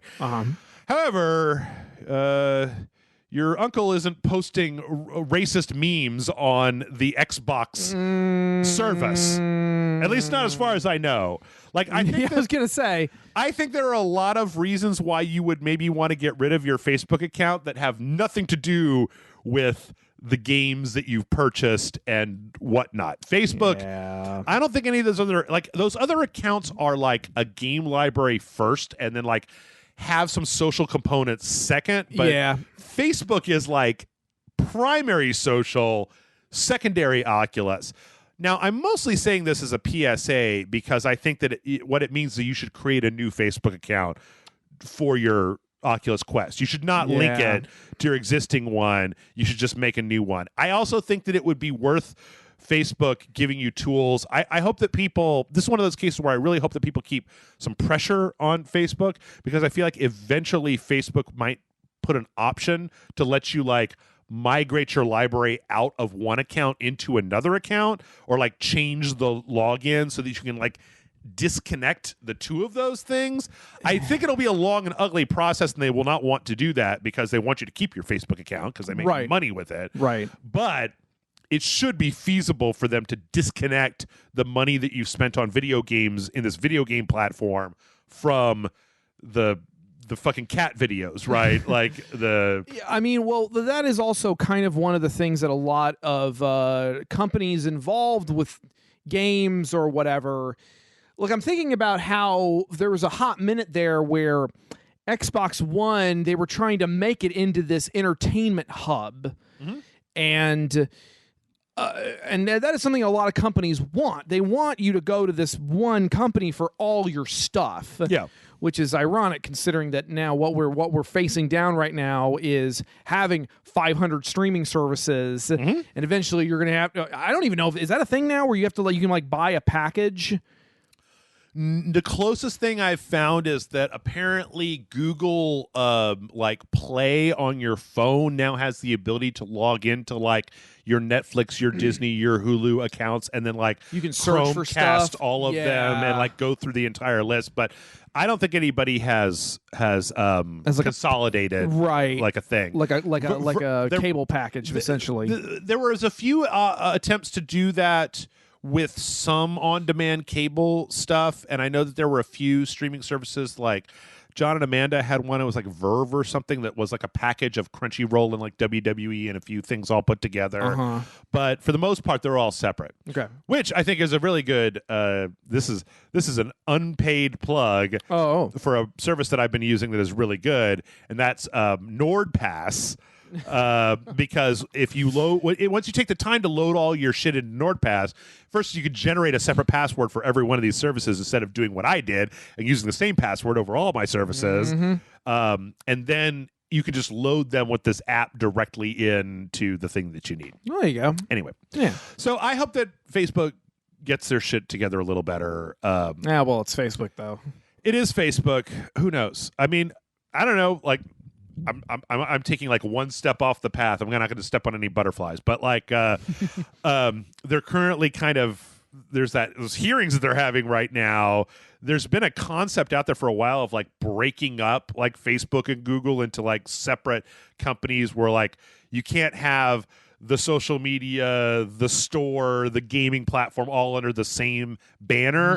I don't really know how I feel about that, but who knows? If that happens, maybe they would have to make it possible. I don't know. The whole thing's fucking social media in general is a garbage fire, and I honestly think that my real takeaway here: make a fucking fake Facebook, make a Matt Frank Oculus at gmail.com, make a free Gmail account, make a fake Facebook account, use that one to do your Facebook, to do your Oculus. I mean, I'm surprised that there's not. I don't know if this is even a function. Can you do it like you do in Gmail, where in Google, where you have different email addresses? They're all just under one umbrella, and you can switch between them.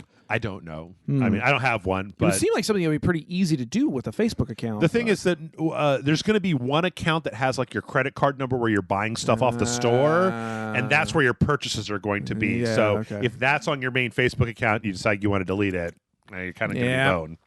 Oh, well. Speaking of VR, an interesting development. Sony is giving away free adapters. Okay. Stick with me here. I'm sticking with you. The PSVR works on the PlayStation 5. Okay. However, it does not have the same plug for the camera that the PS4 has in the back of it. And the PS5 camera that they are literally selling with it does not work with the PSVR. So if you want to, you can get the serial number off your PSVR, plug it into Sony's website, and they will send you an adapter that will allow you to plug your PSVR into your PC or into your PS5, thereby being able to use your PSVR on your PS5. That sounds like something you should have planned for in advance. I don't think that there were enough PSVR sold for them to really factor that in. Fair enough. I don't know. Maybe I don't know how popular PSVR is. It also, I mean, like it would require, like when you think about what they're doing, it would require having a specialized port that was only there to do backwards compatibility to their old VR headset. I have no doubt that eventually Sony's going to put out another PSVR. Sure. And then that's just going to take advantage of what's on the PS5 already. Okay, but can I plug my Virtual Boy into it? No. Oh. You can't plug your Virtual Boy into anything. Oh, yeah. You can plug it into D's It nuts. just burns your retinas and your nuts. Yes. And D's nuts. Uh-huh. So this is the beginning. We have a whole bunch of PlayStation 5 news that happened this week. We got a launch trailer for the Bug Snacks. Boy, you love them bug snacks. I do love them Bug Snacks. I mean, it looks really cute. It's you know, it's like Pokemon, except you can catch like food, and everybody's a Muppet. And when you eat a pizza, your face turns into pizza. What is not to love? Well, I'm just curious as to why do you turn into a strawberry? It's because of Bug Snacks. Okay, but like, what's I'm talking about Bug Snacks. What's the advantage, though? It's Bug Snacks. Oh God, the snacks are bugs, Matt. I know. You've said as much. I don't know. I was very kind of whatever about this when this was first announced, but your enthusiasm for it has made me like at least want to be present when you play it. See, now this is two games over the course of this podcast that I feel like you didn't care about. Now you care about. I feel like it would be really mean, but also funny to get you like really hyped up for a game I know is going to be bad. Well, Jeff, I'm an autonomous human being. I can use my eyes. Hot dogs, Matt. Hot dogs. Oh, I do like hot dogs. I have those ribs, though. Yeah, this game is just going to make you hungry. Yeah. You're just going to want to eat Bug Snacks all day. Well, the advantage is that the food kind of looks like plastic, so it's plastic. But this is also accompanied by the fact that Bug Snacks is going to be the first PS Plus PS5 game. Oh. So on release day, if you have a PlayStation Plus account, you will be able to download Bug Snacks at no additional charge. Oh, so good for them. Kind of Game Pass like stuff, except that this one is console specific, and this is also PS5. I don't know if there's a PS4 version of Bug Snacks, but if there is, this is specifically noted as the PS5 version of Bug Snacks. Gotcha. When I watch the trailer for Bug Snacks, I don't see anything that couldn't run on a PS4. Yeah, it looks pretty like...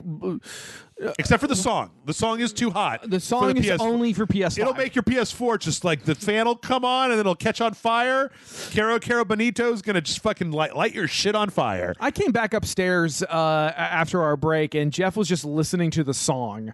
I was. Yep. It's Bug Snack. Yeah, I know. Also, there's a couple other games. You're going to get Middle Earth, Shadow of War, and Hollow Knight, Void Heart. Those are both PS4 games, but they also both work on the PlayStation 5. So all right. When this update happens, you'll be able to play them on the PlayStation 5. Okay. Good for them. We also got some new games added. Okay, so the if you have PlayStation Plus, Sony is putting a whole bunch of free games on it that, like, when you get a PS5, you can just straight up download any of these PS4 games and play them. There was a montage of these. It's like The Last of Us and a bunch of that stuff. They added Call of Duty Black Ops 3 and the Crash Bandicoot Insane trilogy to that list, which means that the list itself is actually pretty big. It's Bloodborne, Days Gone, Detroit Become Human, God of War, Infamous Second Son, Ratchet & Clank, Last Guardian, Last of Us Remastered, Until Dawn, Uncharted 4, and Arkham Knight, Battlefield 1, Call of Duty Black Ops 3, the Insane Trilogy, Fallout 4, Final Fantasy 15, which has now been upgraded to the Royal Edition with all the DLC, Monster Hunter World, Mortal Kombat 10, and Persona 5, not the Royale Edition. Oh, okay. So, but if you have PS Plus and you get a PS5, you get all those games. You can just try them out. And you do whatever you want There to. you go. Mm-hmm. Well, it looks like a pretty solid roster of games. Yeah. It's going to be interesting to compare this to, like, you know, when I bought a PS4 and I brought it home and I had Killzone Shadowfall and Resogun. I don't even remember those. So I played those pretty much until I was able to afford a third game. The PS3 was even worse because there were so few launch games for that. Yeah, like Lair. That wasn't even a launch game. That came out like a year and a half out after PS3. Yeah. It wasn't a launch game. No, it was a launch game. Lair? Yeah. With the dragons? Are you sure? I was pretty sure. I thought that was the whole thing that kind of torpedoed it from the start, was that it was a launch game. No, it had to be the dual. Man, it must be. All right, well. I could be wrong, too. Well, in any case, fuck me. In any case, I feel like the Switch had a super good launch, and that, like, I don't know that a lot of people remember that video game console launches in the past were kind of shitty because there weren't that many games. But, like, with the backwards compatibility and the fact that those previously backwards compatible games are going to be better on the new gen consoles, right? Like, there's a really good incentive to just come home and be like, I want to see what Days Gone looks like with ray tracing or like with the super fast load times, right? Yeah. We also found out that now one of the launch games for the PlayStation 5 was this Destruction All-Stars game that was like a Destruction Derby game with kind of crazy looking characters. This was a game that was supposed to be a launch title, but is no longer a launch title. It's being pushed back into 2021. But it is also going to be a PS Plus game, which is good because it is a multiplayer game. And it also, to me, looks like a game that, like, you might try, but you wouldn't want to spend actual human money on. Yeah, it looks like, for me personally, this looks like it would be good for, like, maybe an hour or two, and then being like, okay, I played it. Something you would try and then go, man, not for me. Or, hey, not for me. necessarily for everyone, but, you know, some people that may be like, oh my God, I love this fucking game, because, I mean, it kind of has a bit of a Twisted Metal vibe to it. So, yeah. We also got news that No Man's Sky is getting basically a free update for the Series X and the PS5 with higher frame rate, better looking graphics, expanded multiplayer, bunch of improvements, and then everything else that's been in there already, making this look absolutely incredible. Like a really fun game to play. I was amazed when you showed me this trailer because, I mean, No Man's Sky, I remember being pretty interested in it back when it was like first announced. Yeah. And then I watched, and then, like, it sort of fell off my radar. And then, of course, there was all the controversy and all the yelling and the screaming and the pooping. And then I remember hearing about how, like, they just kept working on it. Yeah. And it's like basically a different game now. And there's all this extra shit that's been added. I'm just kind of amazed that they just stuck with it the way they did. They did. And it looks really good now. So I might have to go back and kind of just start over from the beginning on next gen and see how it goes. Let's see. We also got news that they have updated the PlayStation app on phones. It used to be that you could buy stuff on the phone. You could kind of chat. There was a separate chat app, but that's been integrated back into it. Also, one of the things that you can do that you couldn't do before is you used to be able to, like, start downloads, but you can now, like, literally manage your PS5's storage. So you can like delete games that you don't want anymore. Like, if you want to go download a game and you're like, oh, I don't have the space, you could just be like, beep, bop, boop. Good to go. Okay. Yeah, this is just a free update. All right. We also got a 5-minute gameplay trailer for Demon Souls. I maintain my stance on Demon Souls, which is this looks absolutely incredible. I'm super happy that everybody gets to play Demon Souls. I have played Demon Souls a shitload of times. I will probably play this one time and then put it away and never play it again because I've beaten Demon Souls a whole shitload of times. So. I remember when you were showing me this trailer, because I have not seen much of Demon Souls. Yeah. Except I think what you've played back in the long ago. And I would say visually I'm more familiar with Dark Souls and Bloodborne. Sure. And I remember kind of looking at these trailers and thinking the design work is a little more conservative compared to those other games. And when I say that, because you were like, what do you mean? And I said, I'll say it on mic. It's more like, I feel like the design work, like the character design, environmental design, everything in Dark Souls, and especially in stuff like Bloodborne, is just a little more fucking weird and esoteric. And it's like you see something, you're like, what the fuck is that? As opposed to Demon Souls, that's a horn guy on fire. And there's a giant spider. And there's like a sandworm. Maybe okay. I'm wrong. No. Part of this is that this trailer highlights the most boring area in the entirety of Demon Souls. Okay. It actually highlights two of the more boring areas in Demon Souls. This is World 2. The beginning of World 2 is the entrance into this mine, which is really interesting. Then they showed in the mine, which is uninteresting. Okay. Then the second level is this huge lake of lava that you're going over these like rickety bridges, and there's these bugs that are all coming at you, and that's really interesting, but they didn't show that. No. And they showed the third level, or the end of that level, where you run through a boring cave full of worms and fight Flame Lurker, who is one of the least interesting bosses in the game. All right. And then they did show the third level, which is where you fight the dragon god. There's this giant chained up dragon that will torch you to a pulp, and you're trying to run between the flames. So they showed like the worst parts. All right. There are some truly mind-bending areas in Demon Souls. You just didn't get to see any of them. Again, Okay. World 2 is the least interesting world in all of Demon Souls. All right. I will take your word for that. Yeah. All right.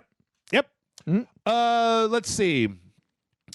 We also got some news that PS5 is going to have that in the past, a lot of the last time we launched these consoles, a lot of them didn't have kind of like basic apps built into them. PS5 is going to have YouTube and Twitch streaming in it day one, so you can just fire it up and start streaming directly from the console. It's also going to have Netflix, Disney Plus, Spotify, and Apple TV, and then all the rest of them are coming pretty soon. But this is, like the Switch doesn't even have Netflix on it, right? Like, and a lot of these apps came over time, right? So this is just confirming that a big chunk of them are going to be there on day one, which is good. Okay. We also have a bunch of PS4 news. Oh God, we're gonna have to go a lot faster. Okay. So God of War, the previous God of War will run on the PS5 at 60 frames per second. Okay. And apparently you can transfer over your save game. So oh wow, there you go, everybody. There you go. God of War had a previous PS4 Pro like performance switch that where you could switch from performance to frame rate, so you could get 60 frames per second or like better shaders and textures. Okay. Apparently the performance option is going to run a little bit more smoothly on the PS5. Excellent. Yep.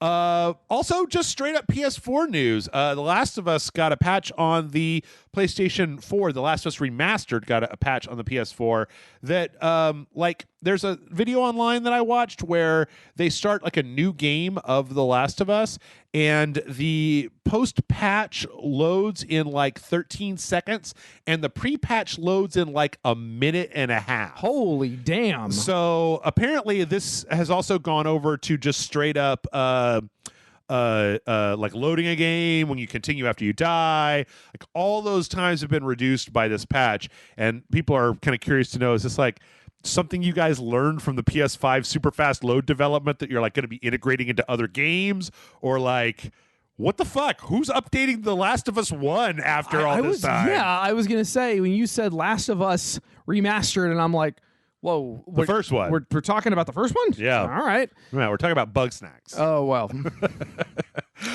Thank God. Yeah. And the expansion, because it was all in the same one. Oh, yeah. I didn't play that one, but okay. whatever. That's how you know she's gay. Yeah. Mm-hmm. We also got Ghost of Tsushima is adding on day before yesterday the raid support for the online mode. Okay. Which is only available once you're up to key level 100, which is really, really high. I didn't play that much of it. But You need to go play this multiplayer mode. You need to I saw you guys had played it, but I hadn't sat down and watched y'all's video. You need to call me up one day and play this mode with me, Matt, because all right, it's really great. Like it's different than anything I played online before because you literally have these 4 different archetypes. And I'm trying to think of like when was the last time you played a third person melee based, class based like action game, like co-op action game. For Honor. Okay, sort of. Except sort of. The structure of For Honor was always versus. No, that's so you're playing true. against bots, right? Yeah, well, all right. I mean, but that's closer than anything else I thought of. Based on what you've shown me and based on what I've seen, I really do want to play it. It's really good. So yeah, it's really good. All right. The story missions are 2 players. So okay, hit me up. Okay, I will. That sounds great. Devil May Cry, or 5 is getting an enhanced edition, and okay, this is a story in 2 stories. Okay, so we got one story that was like, okay, so one of the big things is going to be about ray tracing in the next generation, which is this very fancy lighting tech that's being added to everything. Of course. But there have been a lot of reports from a lot of games that basically you're going to have the option between like 60 to 120 frames per second or ray traced lighting, but not both, because the ray tracing takes up so much hardware that you can't render fast enough to get up to 60 frames per second. So we got an announcement that that's what's going to be happening in the Devil May Cry 5 Special Edition, is that you're going to basically be choosing between like a higher frame rate or a better lighting system, but you can't have both. And to be honest, we're pretty sure this is going to be the case for Spider-Man and maybe Demon's Souls and maybe some other games too. Like there's probably going to be a thing like on the PS4 Pro where you basically have to choose between like, do I want it to look as good as it can at 30 frames per second, or do I want it to run at 60 FPS regardless of what's turned on and turned off? That was story number 1. Okay. Story number 2 is that apparently the Xbox Series S doesn't get any ray tracing for Devil May Cry 5. Oh. So, yeah, they just came out on the Devil May Cry 5 Twitter account and basically said, this is not going to be integrated into this. Because the thing is that we're starting to get into this question, Matt, of like, can you do 4K 60 FPS with the latest lighting engine that has been created in the video game industry? I'm sure at some point somebody will crack it and you'll be able to do it. I was going to say it's only really a matter of time, but I guess but if they want to put this out. Oh shit, I'm sorry. This is the wrong. Wait. What? Hold on. This says okay, Series X will also experience it 4K with DirectX ray tracing. Both consoles deliver amazing. Oh, I got this totally wrong. No, but it says ray tracing will be available on downloadable title update for Xbox Series X. Special edition will not support ray tracing on Xbox Series S. Right. Isn't that what you said? Is that what I said? I thought that was what you said. Okay, I thought I said Series X. So Series S. Series S. It will support it on the Series X. It will not support it on the Series S. Right. No, that's what I saw. I think I said it wrong. That's okay. That was on me. Man, I really wish that I enjoyed Devil May Cry 5 more, because I was really excited for it, and I played it, and I'm like, this is okay. It got a little repetitive after a while, and I kind of like Devil May Cry better when you play as the same character throughout the entire game. I'm not a big fan of the switching character thing because it also feels like they're trying to elongate the game by being like, you need to buy a separate upgrade for every character. And then this version is going to have fucking Virgil in it. So, and I was also, well, okay, great. Lady and Trish were both in the game, and they're like, not to mention the gunsmith that drives the van. Like, why can't you play as these characters? It's fine. I don't know. It's fine, because you can play them in the other games. Yeah. I thought they were going to do a DLC where you could play as Lady and Trish, and fans want Virgil.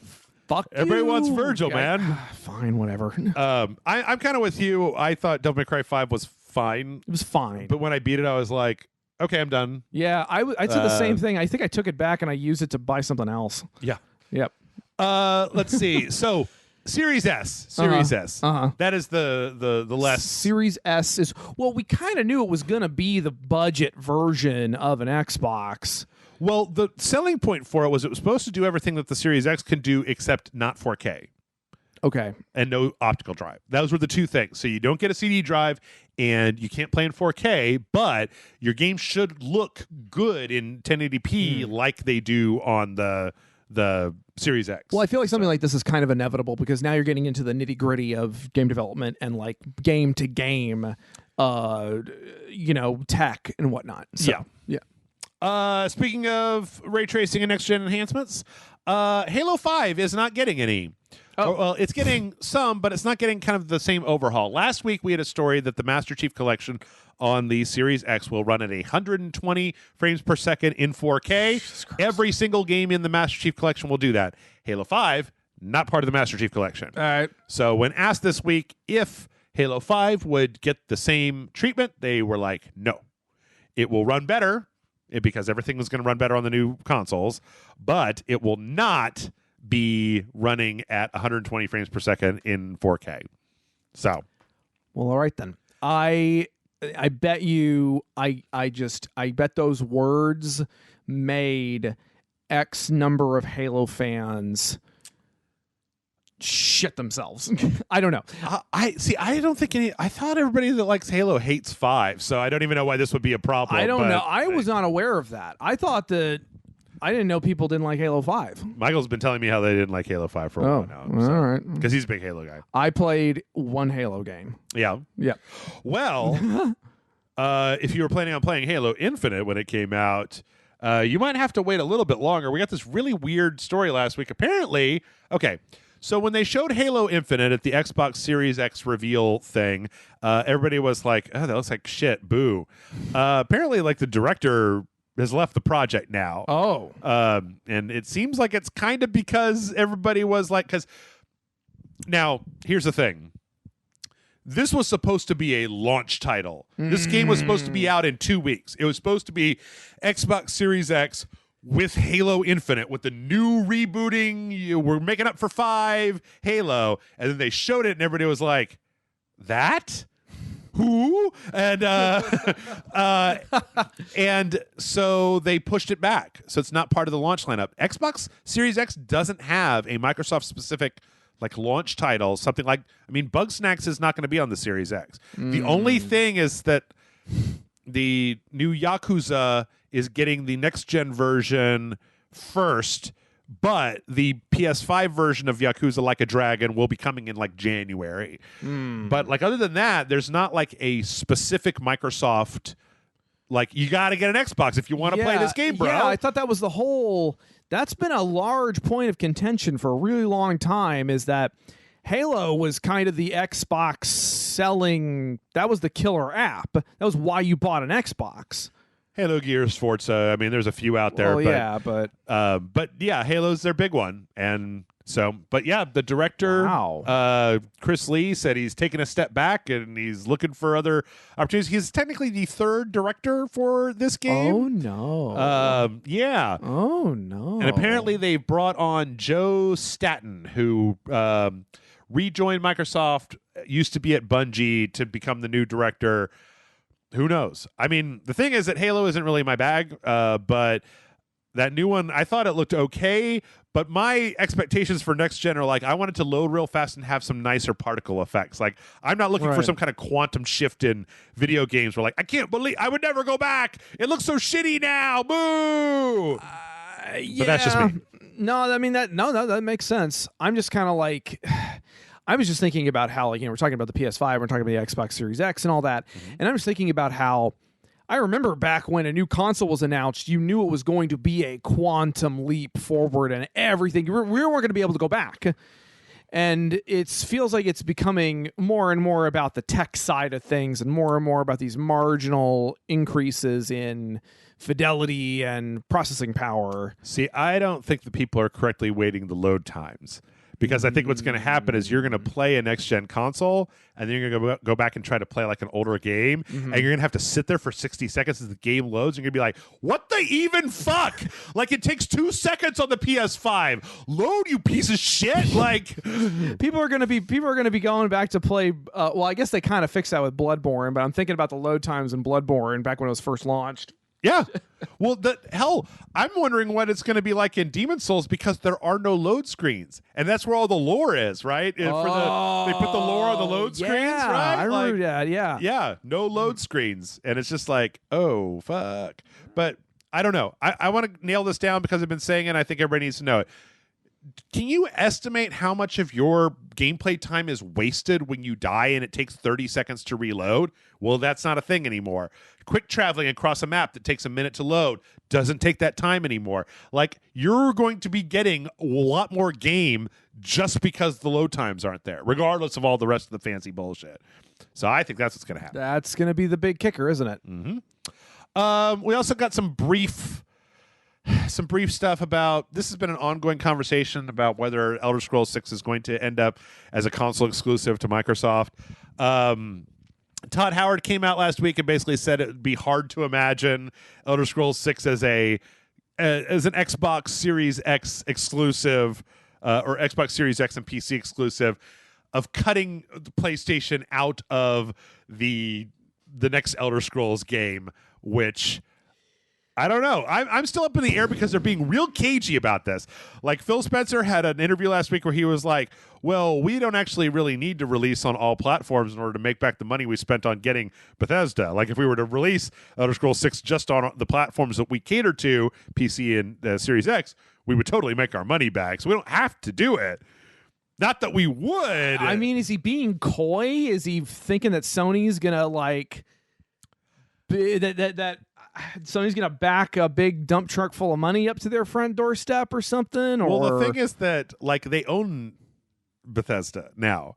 So, right. If they don't put it out on the PlayStation, they don't have to back a dump truck of money. It's like you're telling the dump truck of money that is PlayStation 5 sales to go away. You're like, no, you don't bring that money over here. You take that money somewhere else. So I don't think it's going to happen, but I wish that they would kind of just set that in stone. They'll never do that because they want to be able to change their minds later. Yeah. Well, you're saying that a Bethesda joint is janky and in constant flux? Yes. Okay. Yes. We got another trailer this week for Sea of Thieves. Has a Fate of the Damned Halloween update. It's all spooky ghost pirates. All right. If you're into that, you should go check it out. I don't really have a lot to say about that. I mean, I had a lot of fun when you and I played Sea of Thieves, and we mostly couldn't figure it out. Well, it also had a lot of connection problems on the day one. That too. I mean, this is one that I've been meaning to go back to because the idea of playing it with like a bunch of people from Rage Select and we have our own ship and then go tool around. That would be fun. The main problem is just that I don't really know. Like, it seems like the goal in Sea of Thieves is you get money and the only thing you spend the money on is cosmetics, and I don't care enough about cosmetics. So you can pet a ghost cat. Yeah, there's like a bunch of skeleton animals. Why does it have have ears? I didn't make this game. I just know that you. All I know about Sea of Thieves is that you can fight megalodons and sea monsters and stuff, and that's pretty neat. Yeah. Yeah, I don't know. Yeah, if you like Sea of Thieves, then this is up your alley, I'm sure. Yep. Yeah. We also got, this is weird. Last week, Xbox's Jason Ronald went on Twitter and said, after 500,000 hours of testing, we are excited to share that all Xbox 360, and Xbox One games playable on Xbox One today, except for the handful that require Kinect, will be available and look and play better on Xbox Series X/S at launch. Now, there is a one modifier in the middle of that sentence. I feel like a lot of people read that and they were like, oh shit, you can play everything that's ever been on the Xbox on the Series X. No, you can play the games playable on the Xbox One today, which means that you can play the currently backwards compatible games. So, like, there is a finite list of 360 games you can play on the Xbox One. Okay. Oh. There's a finite number of Xbox games you could play. Yeah, I was going to say, that statement looks like it would take me a minute to parse through and be like, what are the qualifiers here? Yes. Yeah. I just want to make that clear because I'd be honest, I'd rather if every original Xbox game was playable on the Series X, well, it means that, you know, you and I could bust out Dino Crisis 3 next year. God. Yay. Well, there's a lot of PS2 games that were also released on the Xbox that it would be cool if I could get them there, right, as opposed to hooking up an actual PlayStation 2 or a Right. janktastic emulator, right? So I feel like whenever you and I do these kind of public service announcements, we should splice in the clip of Rick Moranis turning to the camera going, "Everybody got that?" Also, in other Xbox news, Fucking thing. so when the Xbox Series X was originally shown off, it's a big rectangle. People said it looked like a fridge. Microsoft, never being one to pass down free publicity, made a refrigerator that is the exact size and shape of the Xbox Series X. It's got the big Xbox light. It's got a giant disk drive on the front. It's not functional. It's an actual refrigerator. Okay, obviously. okay. Like it doesn't have it's not a smart fridge or anything. But yeah, it's got a green light on the inside. It does. It's basically just a fridge with a case mod on it. I mean, which is fun. It's fun. Yeah, I would get a fridge that looked like a thing. Looked like a giant console. Sure, whatever. Yeah. I don't know. That's cute. I like that there's a Psychonauts reference in there. Yeah. That's cute. That's because they own Double Fine now. Oh. Yeah. Also, you can win one of these. All right.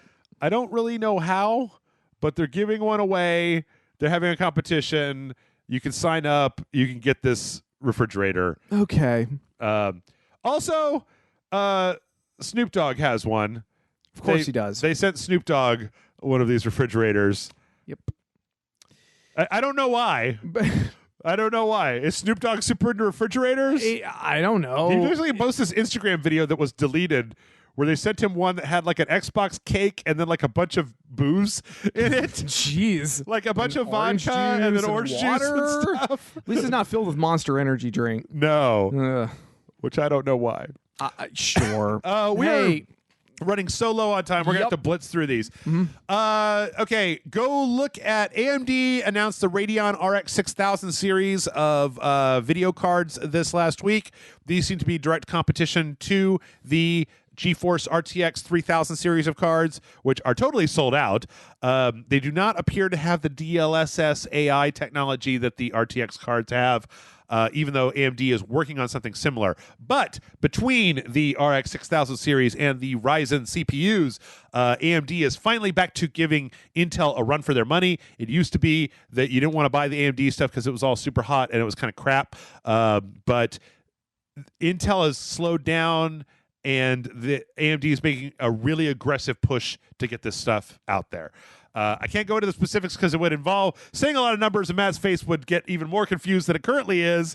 Good for AMD? Yeah. Some of them are less expensive than the GeForce cards. Some of them are more expensive than the GeForce cards. They're comparable. I think they are hoping to slot into the fact that the RTX Founder Edition cards are all sold out. You cannot buy them. Oh. But maybe you buy yourself an AMD video card. So. Well, I do. Didn't you tell me that you saw the specs of my computer? You think I need a new video card, right? Your computer could run Cyberpunk 2077 if you put a video card in it.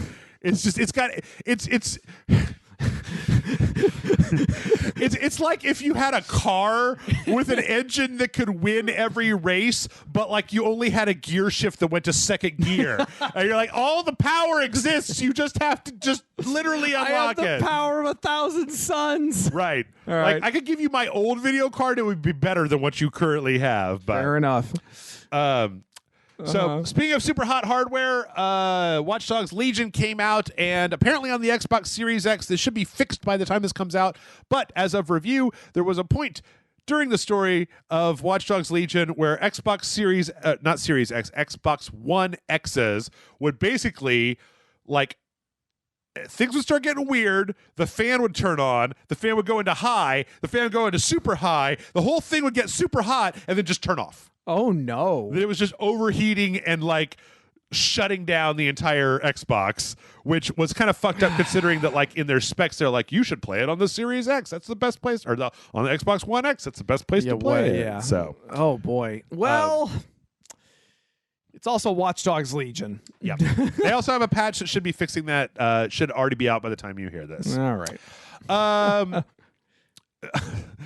We're skipping. Uh-huh. We're skipping some stuff. Okay. We're skipping some stuff. All right. We got some trailers. We got a trailer for Call of Duty Black Ops Cold War. By the way, everybody, Matt has a hard out tonight, so that's why we're kind of sipping blowing forward a through little this. bit. Sorry, guys. It's fine. None of this stuff. We always end up doing this at the end anyway. Yeah.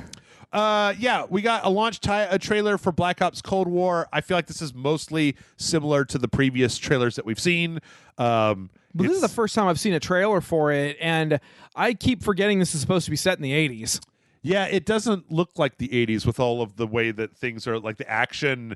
I don't know. I guess it's just because the movies of the 80s are so conservative and the way we didn't see like any of that John Wick shit in the 80s. And so when I see like some really bombastic Michael Bay stuff, I'm like, that's not the 80s. That's the late 90s. What are you talking about? I don't know. I mean, I don't know. I saw Ronnie Reagan and was like, oh, that's what it is. Yep. Okay. Yep. All right. We got a Dark Pictures anthology Little Hope launch trailer because that game is out by the time you see this. Mm-hmm. This was an interesting trailer that was totally fucked up by putting two like weird live streamy. We're playing this game together. Look, there's co-op in this game. I hated that so much. I felt like I would have been like really creeped out and excited to play this.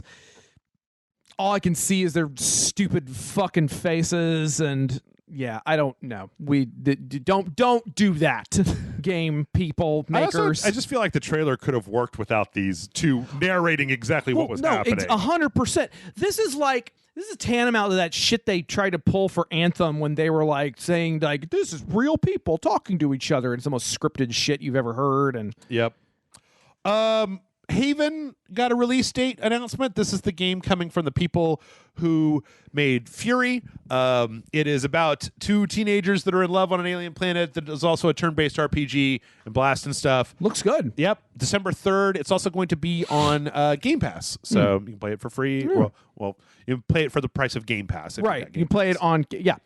No, this looks good. You showed me this, and I'm like, this looks very charming. Yep. I'd like this if I had an Xbox. There you go. Yep. We also got a 5-minute or 4-minute trailer for The Ascent. For anybody who doesn't remember, during the Xbox partner stream that they did first, or maybe it was the actual release stream, they showed The Ascent, which is like a top-down Diablo-style cyberpunk game. I think it's also got like orcs and like wizards and shit, and they're in this like big cyberpunk tower. We don't have time to go over all of this, but basically it's like, it reminds me a lot of a game called Ruiner that I played on the channel a long time ago, where you're kind of like this top-down isometric kind of... Oh, I think you and I played that. Played Ruiner, yeah. Kind of action-packed thing. This looks really fun. And looks cool. It's going to be on Game Pass as well, so... Good job with Game Pass. Looks like a gritty cyberpunk version of the Deadly Tower of Monsters. Yeah, it kind of reminds me of the old, like, Baldur's Gate Dark Alliance kind of thing. Yeah. But I'm into it. It's fun. We also got a trailer for Sekiro Game of the Year Edition, which is out already. If you currently have it, I had to look this up. I bought Sekiro on the PS4. I have the Game of the Year Edition now, and it was upgraded for free. Because what it adds is the ability to put down like replays so people can see that, a boss rush mode, some cosmetics, and that's it. Okay. Like there wasn't any multiplayer for Sekiro, and there wasn't any way to like enhance it any further. But this also marked it being released on Stadia. And if you, I know I've been talking a lot about Stadia recently, but I don't know. It's this thing. Man, every time I think about going back and trying to play Sekiro, I just don't think that From Software games are for me. They stress me out.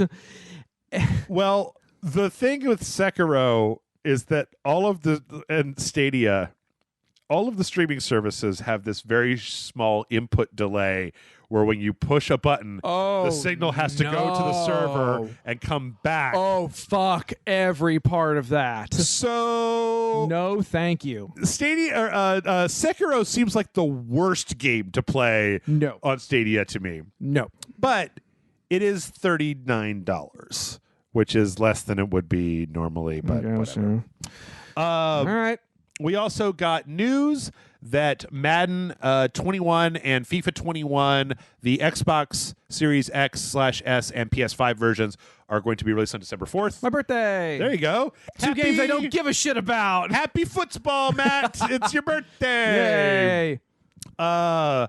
We also got news that the Blade Runner game that came out a million years ago that was being remastered by Night Dive, who did the System Shock and a few other things, has been pushed out. This was an old adventure RPG that came out a long time ago. Very well regarded. Okay. Apparently, one of the problems that they're having is that you know what rigging is? Well, rigging characters, right? Yeah, I know what that is. So most old games, the characters are rigged, right? And then you upgrade the textures, and the textures around the rig work. Right. Apparently, they didn't do that for Blade Runner. Apparently, every time somebody does an action, it literally swaps in a new character model that has been hand animated to do that action, and then swaps back to the main character. So they have to deal with all these billions of character models. Ooh, that's not good. Yeah. Oh boy. So basically, this game I think was on track to come out this year, and it's been pushed out. Okay.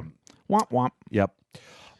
Speaking of being pushed out, this is really interesting. So Path of Exile is a Diablo-style free-to-play game. Mm-hmm. It was there was supposed to be a big update in December that was going to add a bunch of stuff to Path of Exile. However, when Cyberpunk got delayed, the developer for Path of Exile decided to push their update so that people didn't have to choose between playing Cyberpunk or their own game. And they wrote, "We do not want to put our players in a position of having to choose between these two games. We have decided to step out of the way and delay the release of Path of Exile 3.13 until January," which is a truly strange thing that almost never happens, of just a developer that changed their release date to coincide with the change of another developer's release date. I mean, I can sort of understand that, because it's I don't want to fucking compete with that shit. No. Let's fucking move that. Let's move the release of the whatever. Yeah. I mean, yeah, I think that's kind of what happened earlier this year, is that nobody wanted to deal with being released at the same time as Final Fantasy VII.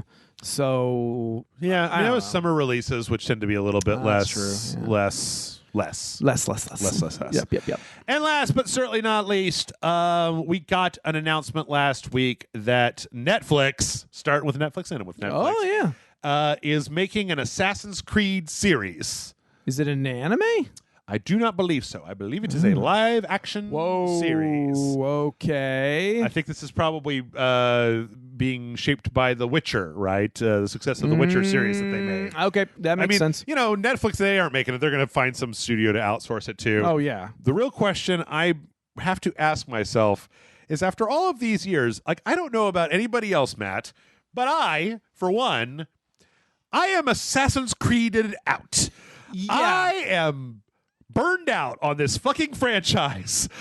Every year there's a new one, and there's a new expansion, there's a movie, there's there's a movie. There's the Vikings, here's the HD release of the PSP game, here's the comic book tie-in to 3 that tells you what happened between, here's the part 2.51, here's the next one. I feel like they've been making these games nonstop, and I am burned all the way out on them. Even if they're good, I don't know if I'm going to play Valhalla. I'll play it for the dojo, but I don't know if I'm going to keep playing it, because fuck's sake, man, you got to let me miss a thing before you bring it back. I don't know. I mean, I'm kind of amazed it took them this long to make an Assassin's Creed television series. Maybe really good. I was briefly interested in Assassin's Creed back when the first one was announced. I tried playing it, couldn't figure out the controls. Basically said, okay, I don't think this is this series. It's not that I wouldn't like it. I mean, I have Assassin's Creed Odyssey sitting on my PlayStation 4 waiting for me to play it, because my friend Rebecca loved the shit out of it, and I figure it's one of those games where it's I know Assassin's Creed Odyssey isn't very highly regarded in the series, but a lot of people fucking love that game. Right, and it seems like the sort of thing that I would probably get a real big kick out of. So I've just not invested in this franchise, so whatever. Well, good news, you don't need to anymore, because they threw away their meta narrative years ago, and it's all just fucking bullshit now. I mean, at some point, Matt, you and I are going to be on here because I also saw that they're making a Pacific Rim series for Netflix. Yes. Yeah. We'll be talking some shit about Netflix soon Guess enough. We'll fucking see. In the meantime, Matt, where can people find you on the internet? Y'all can find me over at mattfrankart.net, and that's where all the links are to all the things that I do, and you can, there's a bunch of stuff I've got coming out you can pre-order. You can pre-order the Tremors Blu-ray I did the art for it. There's the new Gamera Blu-ray sets that I worked on. I feel like there's some other stuff and I can't remember it. So those are the two big things. Well, are the things that you can't remember at mattfrankart.net? Can you find them there? Sure. And also, patreon.com/mattfrankart. This is something that I've been doing. I got a soft okay to just go ahead and start posting the Gamera comic that I made. It was only available in Japan and in the Gamera Blu-ray set. I'm posting it not for free on Patreon. It's like a $5 a month on Patreon, but you're going to get, I'm posting a page a day, and probably on Gamera's birthday, I'm going to post the whole thing for free on my regular sites. So yeah. Nice. I know we haven't managed to get to questions in a long time, but mail@ragesite.com is the email address to send your questions to. Please. And with that, Matt, I'm pretty sure that there's like 18 more things I have to watch on Netflix for next week. I don't know when Netflix became the thing, but I don't know, man. I gotta go watch some more Netflix. I guess I do too. I gotta watch more Netflix.